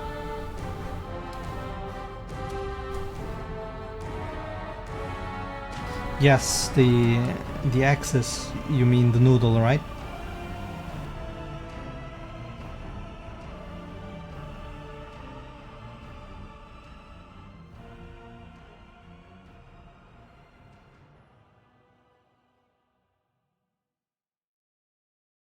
Yeah, exactly. But in my case, it will be like I showed in my status thing here. If I go here, it will always look at the camera. Whoops. So it will be, if I go here and then switch, you can see the axis is always this. And if I do here, the axis now changed. Ah, wait, these are actually also turning. But let's say they are not turning. So it will be always looking at the camera for that thing. Or in that sense, not camera, but the rotation. The rotation axis. They will always stay leveled.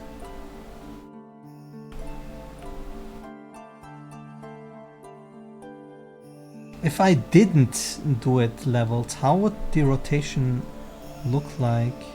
It would be the same, right? No. Wait, if the axis here is looking here, and now it would look in this direction. Now if I flip,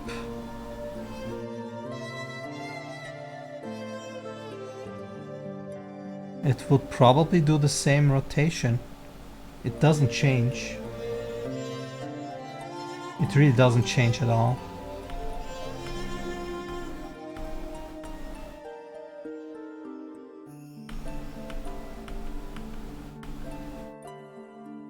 If we had a wobble, then you would see that it wobbles like in this diagonal, that is. But since we don't have the physics for it, and we don't want the physics for it, we will never see. So in our case, the axis doesn't even matter, I think.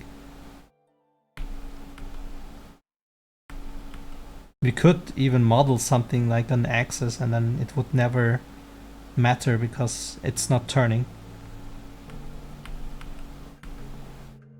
Or would it? Wait. No, I think I'm wrong here. Am I?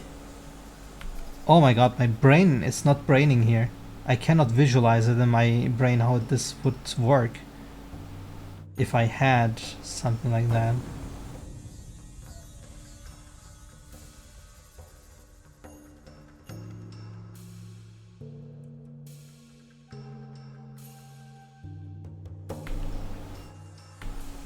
It's way too fast moving for me to visualize in my brain. But yeah, I will not have an axis anyway.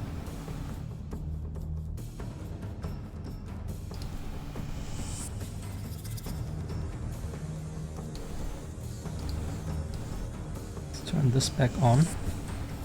Alright, so we still have the problem that we cannot see this orb plane.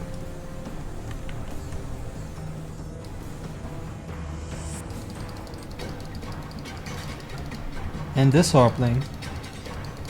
Is this a problem?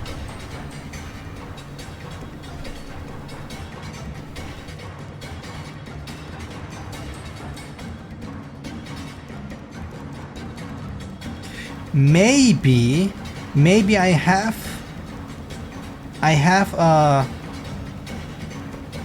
a button or whatever that shifts the camera. So right now this is the disc and the camera is looking like here, right?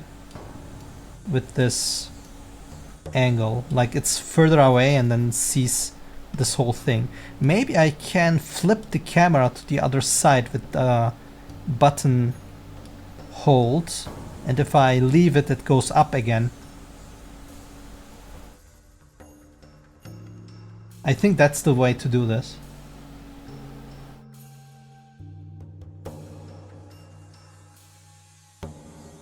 So I can check the underside.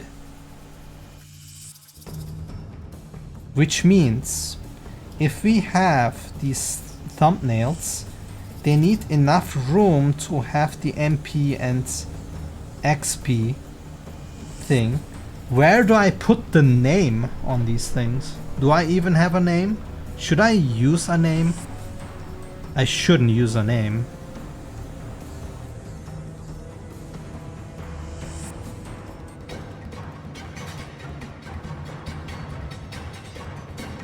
We could have a short name here.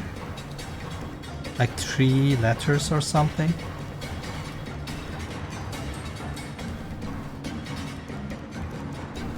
What do I want to display?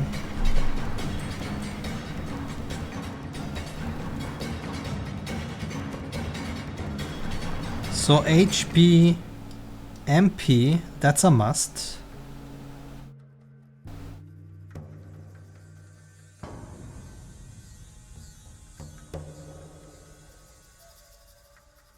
We need status effects. But that could be on top of the thumbnail itself, changing the thumbnail's animation. We could even change the thumbnail's representation. But what do I do if I have multiple status effects? Like if I had one status effect that's sleepy, we could make the thumbnail from normal into a wobbly thing with bubbles going up. That could also be poison, whatever. Confused could be something like this, I don't know. Or of course the safe way, we could put the particle effect or something the like in front of it or around it.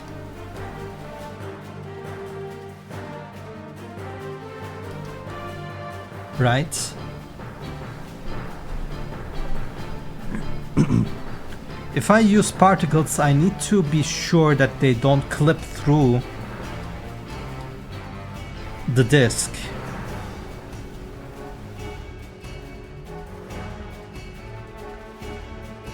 So I'm not sure if I want a name.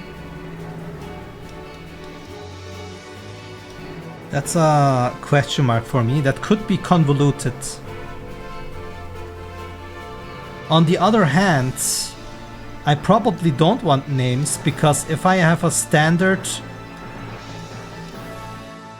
battle formation with their Orpling waves behind it, like this, I don't want names here, because I don't want to name these.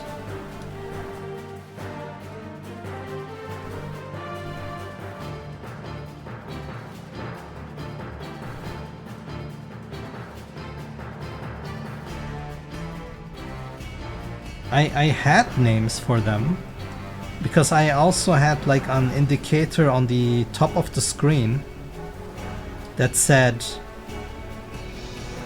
I need a name. Name 1 used attack or whatever. So this window would come down and go up again. But now my Orpling, the front Orplings attack at the same time, so I cannot even use this anymore.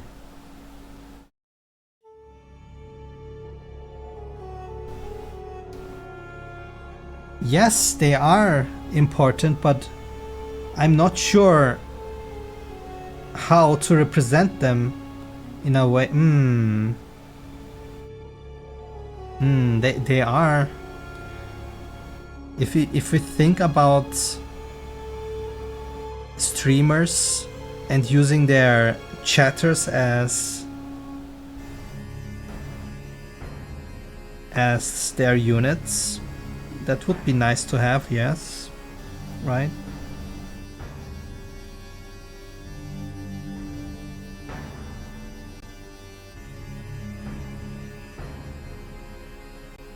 I mean, there will be naming. The Orplings will have names. The problem is, how do I represent them in the battle? What is fact is that I don't have this indicator anymore. And I'm not sure if the UI here would even allow a naming plate. Like this perspective is already dicey, right?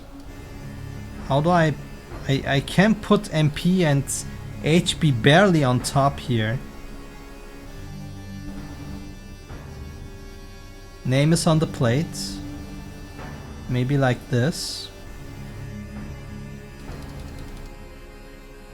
Or you mean on top, like this? Or on the plate, you mean on this, on the disc? The problem is, we don't always have a disc. A standard encounter doesn't have a disc. I love your idea.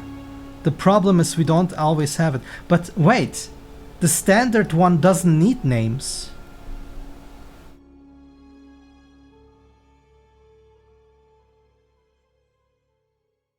The standard encounter, I just said that I don't want to name them or show their names. So maybe I can get away with this. What if I have a boss?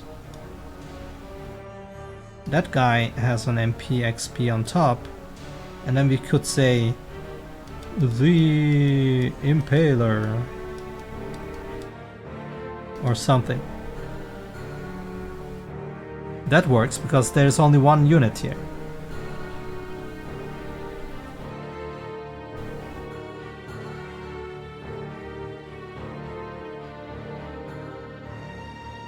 Now, if we have it on the disk,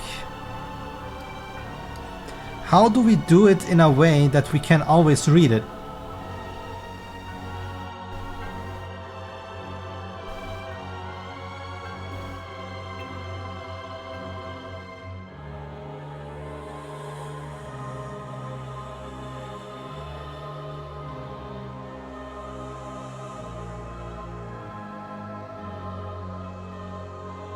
Could they rotate to the camera so it's always on the bottom here? Some kind of shader that always knows that it should be looking a certain direction.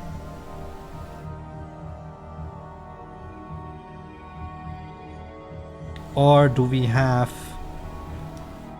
the names? This is top view.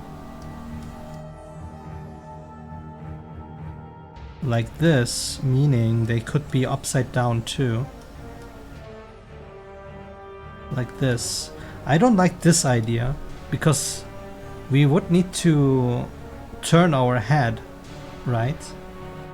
So in order to be able to read it, it needs to be always facing the camera direction. Which means this will be also funny when we are upside down looking to the other side.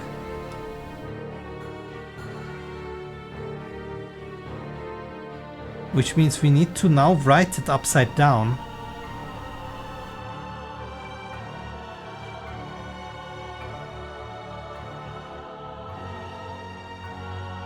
In order to be able to read it now.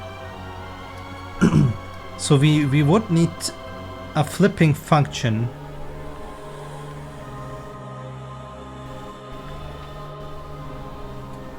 This is camera looking from upside.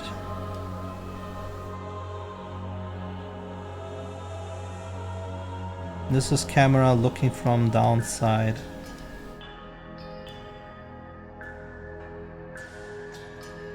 And this is a side view.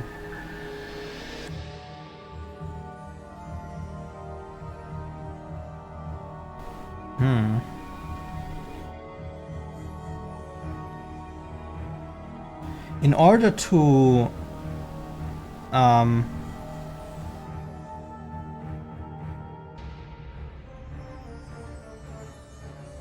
look at the feasibility of these nameplates, we actually need to see it in game.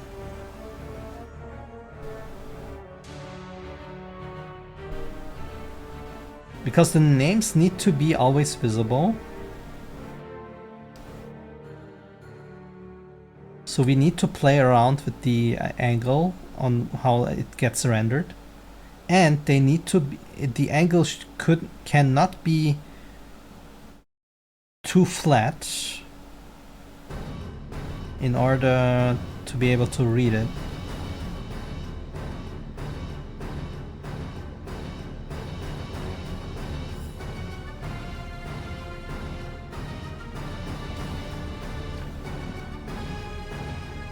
You need to have blueprints in the plates that takes the names from library. Yeah, I mean, not library, but the data asset.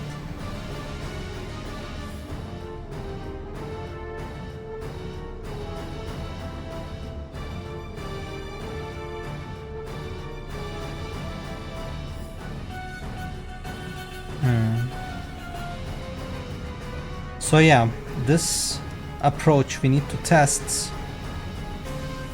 else we need to have it in 3D below the thumbnail, which would mean we could have problems here. Now the hole for the front ARP-Link needs to be big enough so the HP and MP indicators fit through. Now, do I make them in such a way so the hole is actually going through this bolt one? Because if I have a square or a rectangle, then we would have this problem. I don't like this.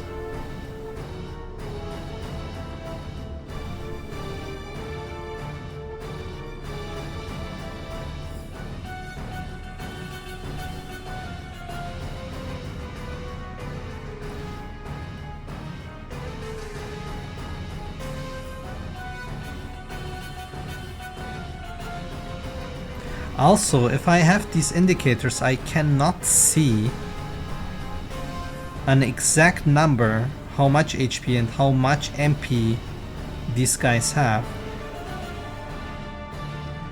Now for MP it is hard anyway because we don't see the attack. Can I make it visible?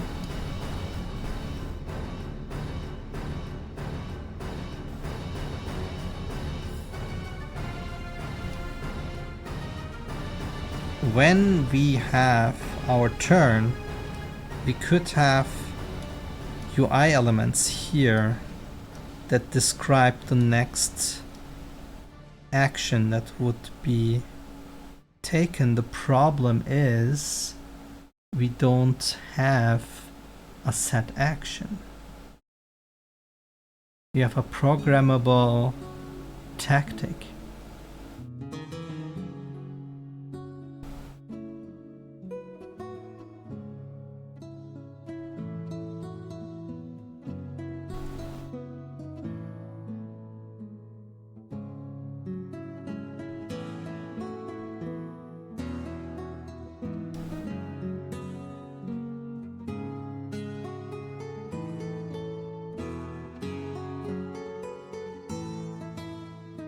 Maybe we can select the side and then it just opens up the tactics array. What do we do with the bottom one then? Does it just expand upwards?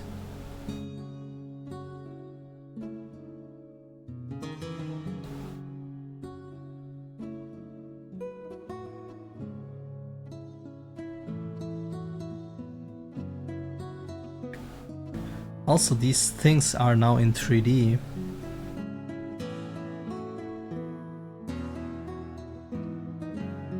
We need to be careful about Z fighting.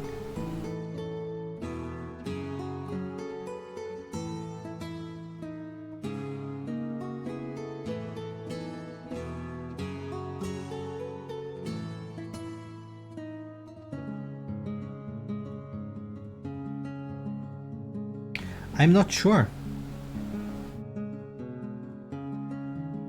That's what I also think. The problem is I came to this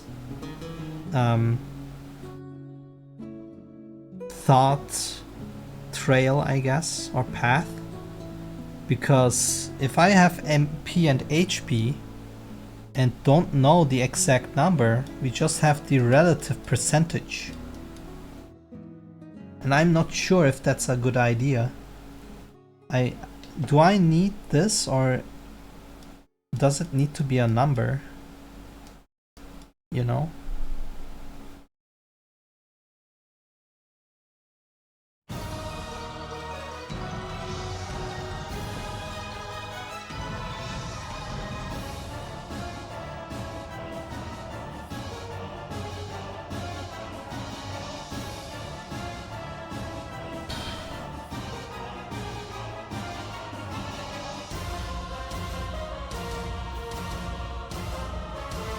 And then I was thinking, if I have a number for MP, I probably need to know how much MP of my attack needs. And then I was like, okay, I need to show the attack details, and then it has like the attack name and then the MP number. But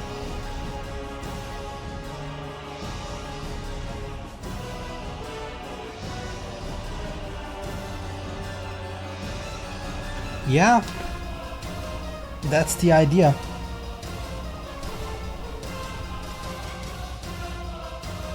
Depending on context, we show this when we are on turn, and then can open up the tactics array if we need to, but I'm not sure if the tactics array is maybe too much.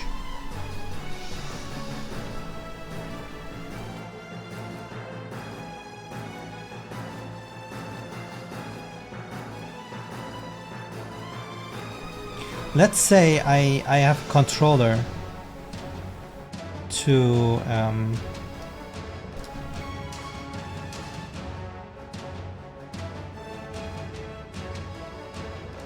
control everything.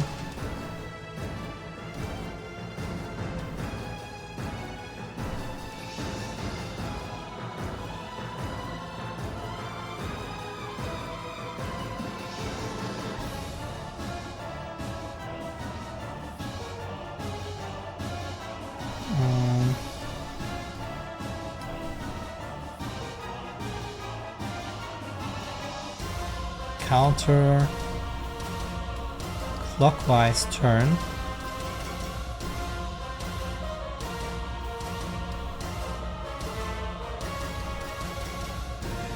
Clockwise turn.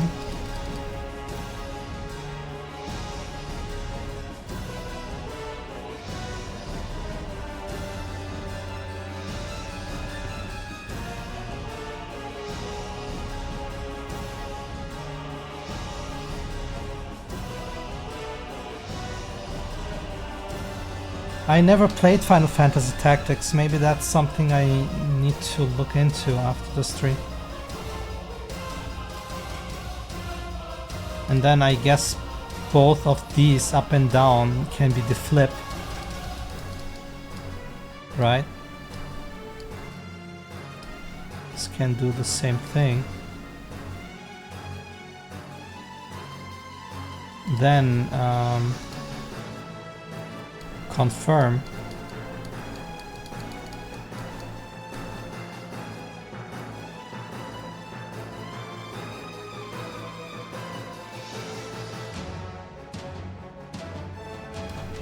Inspect bottom.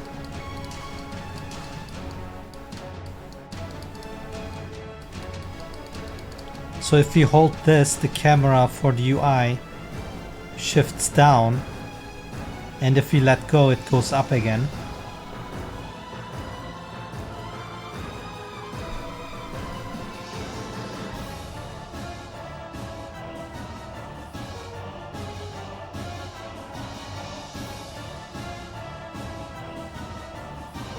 Oh no. If I do this, and we have a standard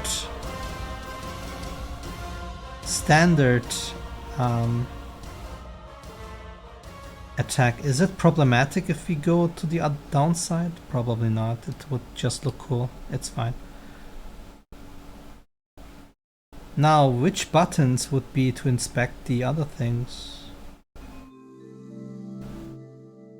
I guess one of these would be for changing to the menu items, using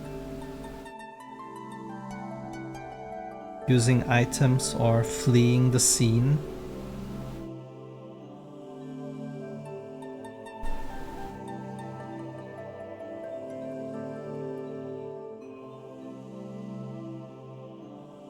It would be a menu toggle kind of thing. You can change these things at some point, but for now, menu toggle. So if we are in the menu, then of course up and down is for switching the things. Yes, PS1 controller support. Yeah, I think these are the main buttons in a controller, right? All the other things can change. So I was thinking maybe using these. But hello Scene, how are you? I saw you were streaming.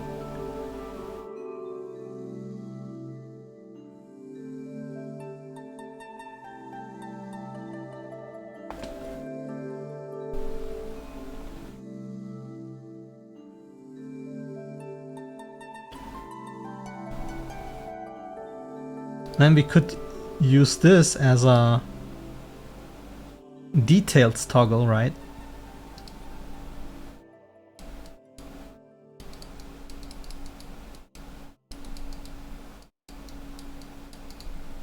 So if I press this, I get more information about everything.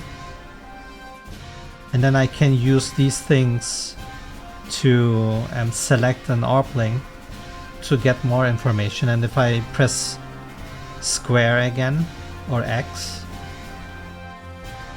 it goes to the normal mode again. Or do I press circle to get back? I'm not so sure. I guess at that point we just need to see what feels right.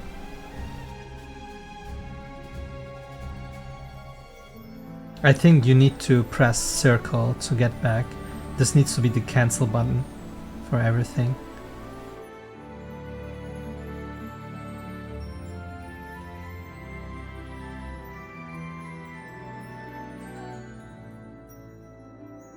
Which means if I go to menu toggle, should this button be even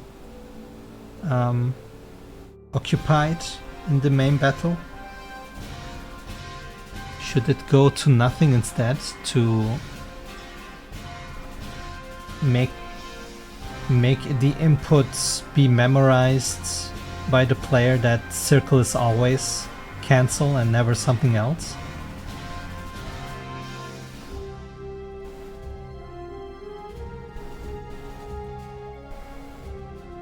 I'm not sure. I feel like pressing the cancel button to open a main menu is fine, right?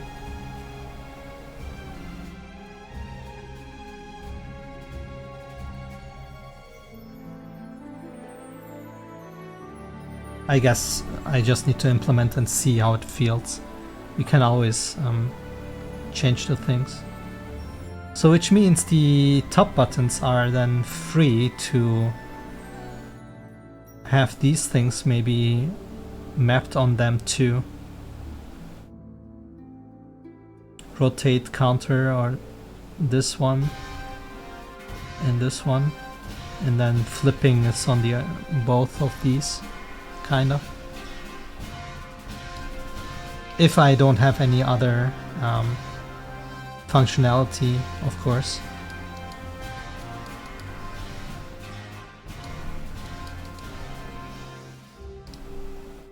So the input would be like this then.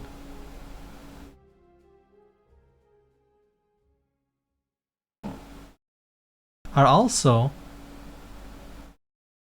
they are not fun to press, and I think I will have it as what is it called? An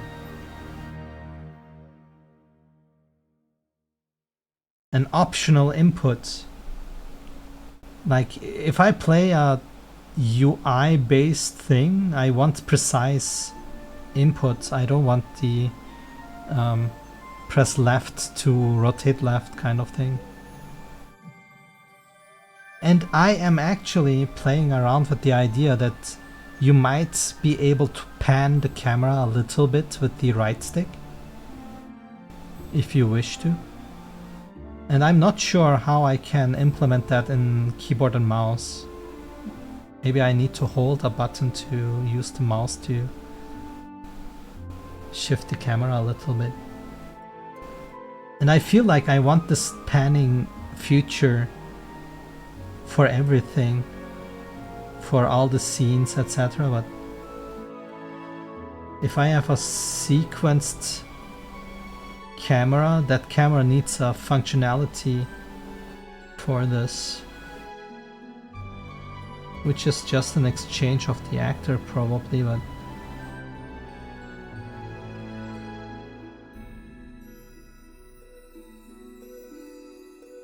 am I using a yeah, I'm using a scene camera actor for this, so I could just add my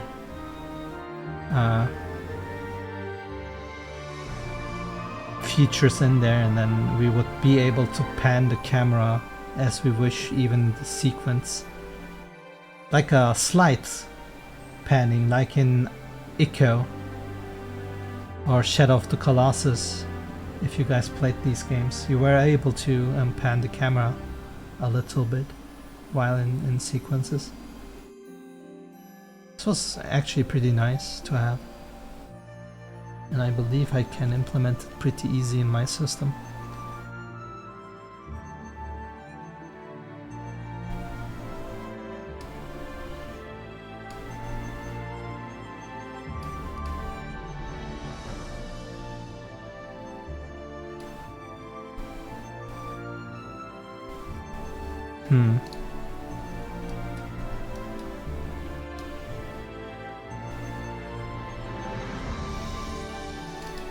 Let's get back here.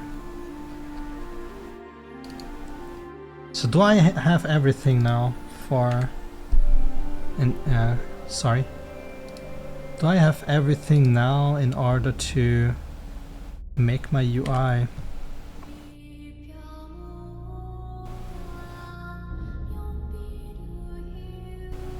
So we would have it in here and in here with the scene capture 2D probably in the air somewhere where we cannot see it, where we not even can pan to it. Far away with the correct scene resolution, hopefully with the correct FPS, but it said it has the correct FPS. Put it on the UI layer.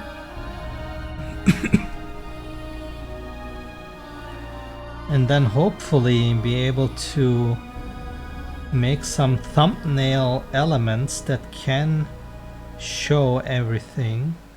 And we need to model the disk.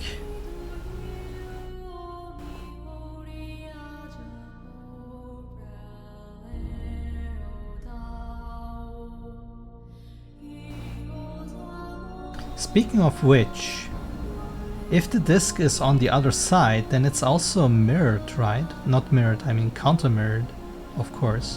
Which means if fire is in the front, on my side, water will be on top, and then the enemy side it will be on the bottom, which is the correct representation here. Was it like this in my old system? Can I start a battle in my old system currently? Let me see.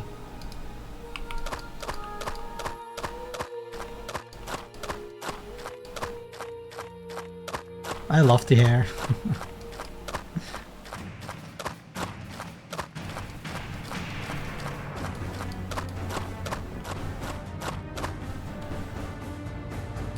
All right, let's see.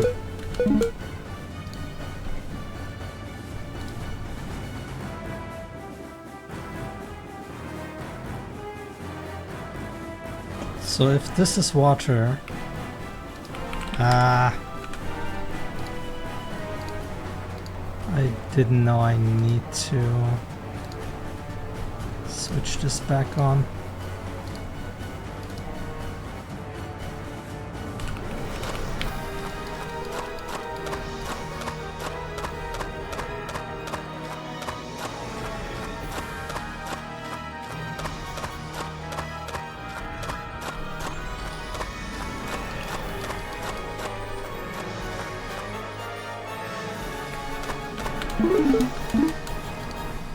Let's see.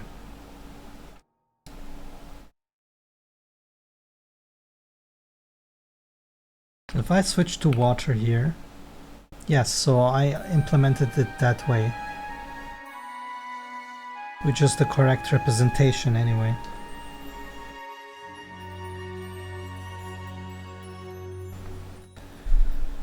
Okay.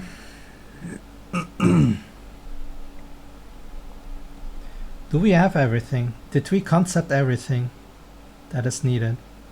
We looked at the coding part and the technical part.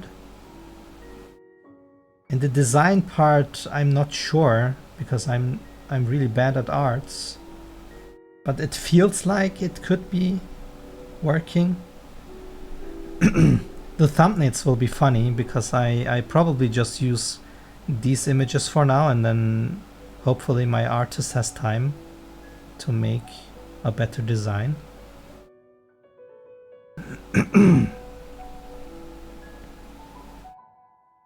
We have to see.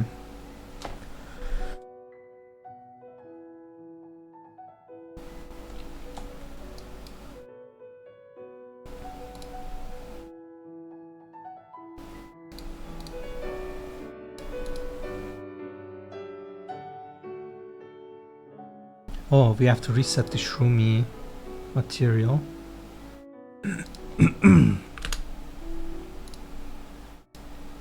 Okay.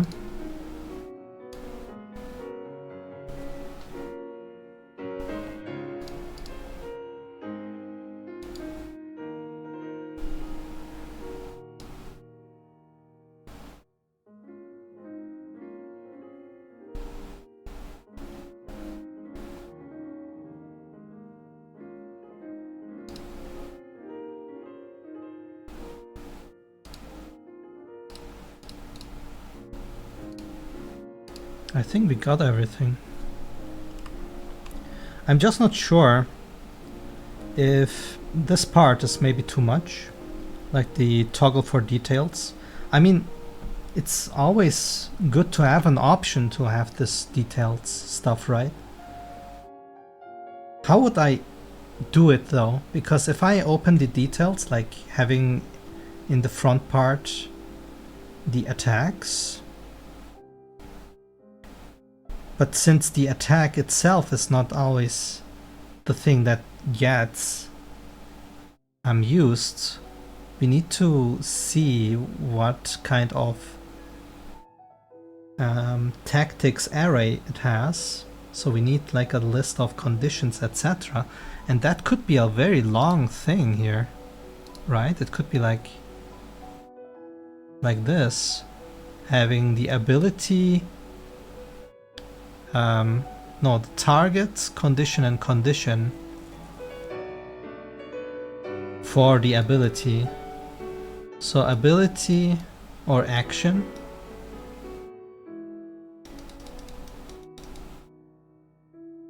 target for the condition, and then condition 1 and condition 2. So these things need to be small enough to fit here, and then we have like an array of this going down. I should limit this, how much you can have.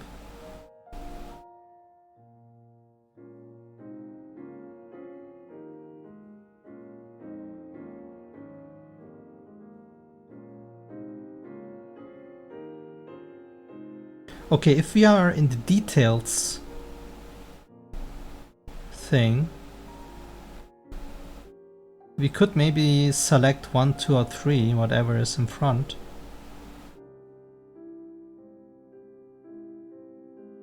Oh, then I could even use the top buttons to be still able to flip around. That could work. Pretty good, actually.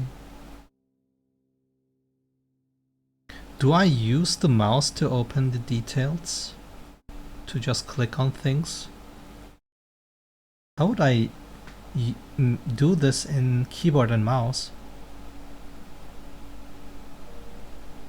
Do I have buttons to open these things? I don't want everything to be hotkeys, right? Maybe you're just chilling and just want to play with the mouse. And then you could just click on things. Maybe there's some kind of little symbol here you can click and then it opens this thing. And then click another one and it just opens the menu.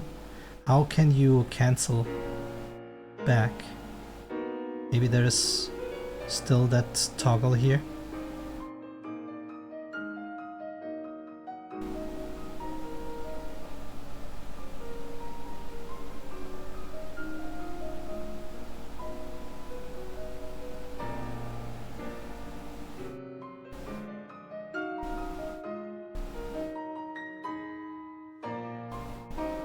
So the problem is, in order to have clickable UI elements, we really need to add UI buttons on a scene capture that has 3D elements in it.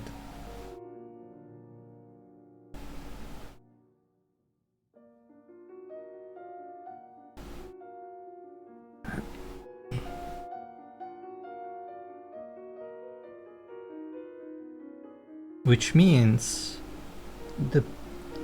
depending on on the resolution, my UI needs to also fit this thing.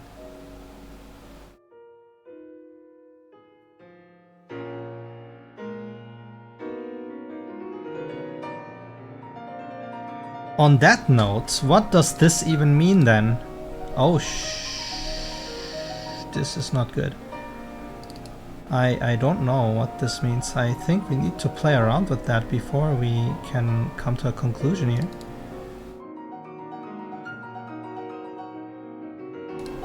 Change the input router.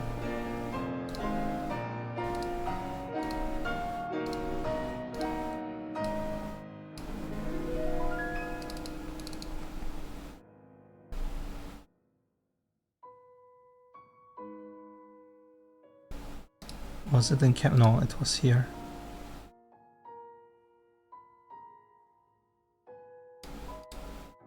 Battle UI. Here. This thing has this ortho width. Now the ortho width, is this in 3D? Or is it pixel density kind of thing? I think this is the width itself in the 3D scene. On unit. So probably whatever I'm doing here is not even right.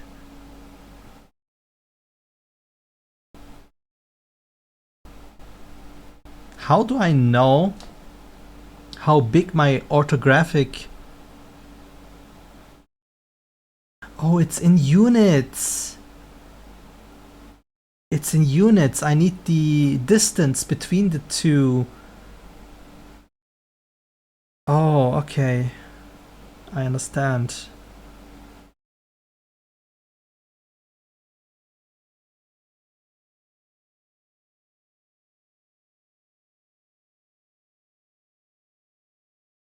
Pooh, okay. My god. Okay, that's fine. So this is wrong. We just need to set the orthographic width to the correct value. But that's something we need to figure out in order to have the two discs on the bottom right and left.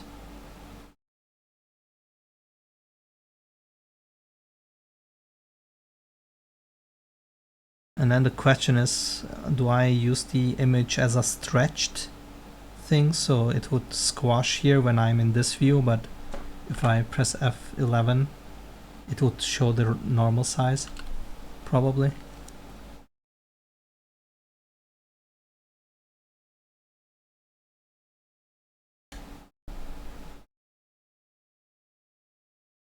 Okay, yeah, that should be it. My music stopped, but I'm also about to stop here anyway, so I'm not restarting it.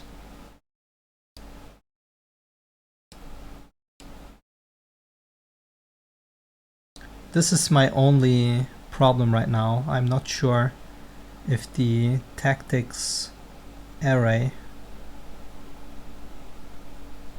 is something I want to show. We need numbers here in order to be able to scroll down. Like maybe I can press the button again and then it just goes to the next page by scrolling everything for one page, and then you can just press it until it closes again or something. So in that manner it doesn't matter how big this is.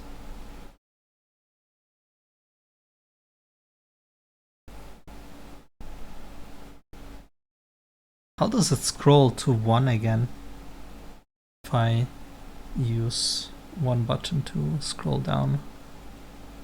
Does it just jump to 1 in a very fast interpolate kind of way?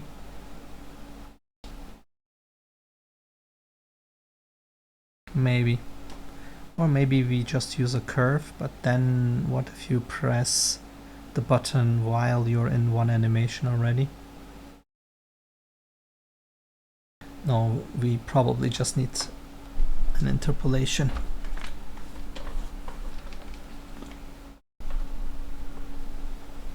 That's fine though.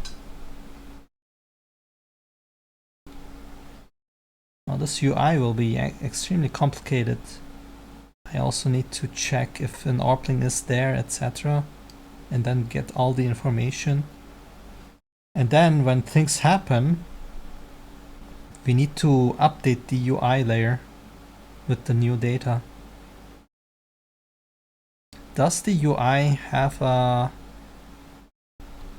actor for the blueprint stuff instead of... Do we have any UI related calculations? Probably not, right? We just need animations and they can be in the blueprint.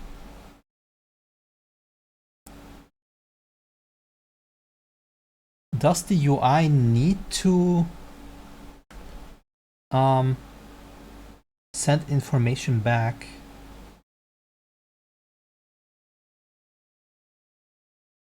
I mean, one thing is for certain is when we have clickable elements on the UI, they need to send information to the input router, that's for sure.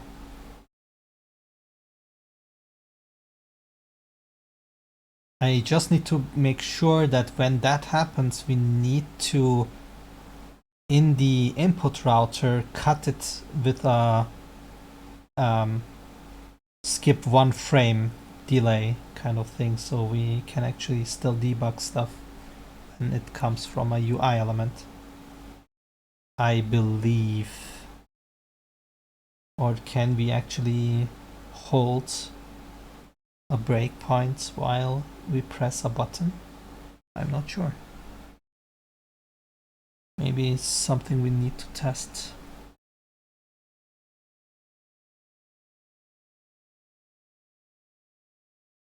Alright, I think I will save this little doodle. And next time we probably will begin with modeling the disk, right?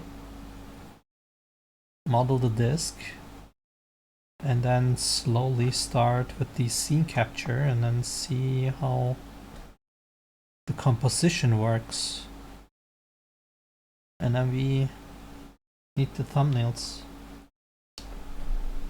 Alright, but Monkey is done for today. So scene, Carva, fill, and Immortal.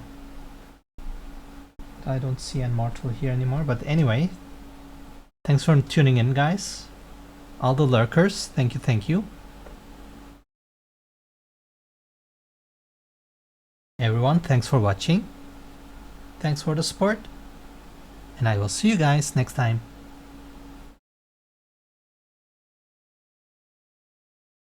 Bye bye, monkey.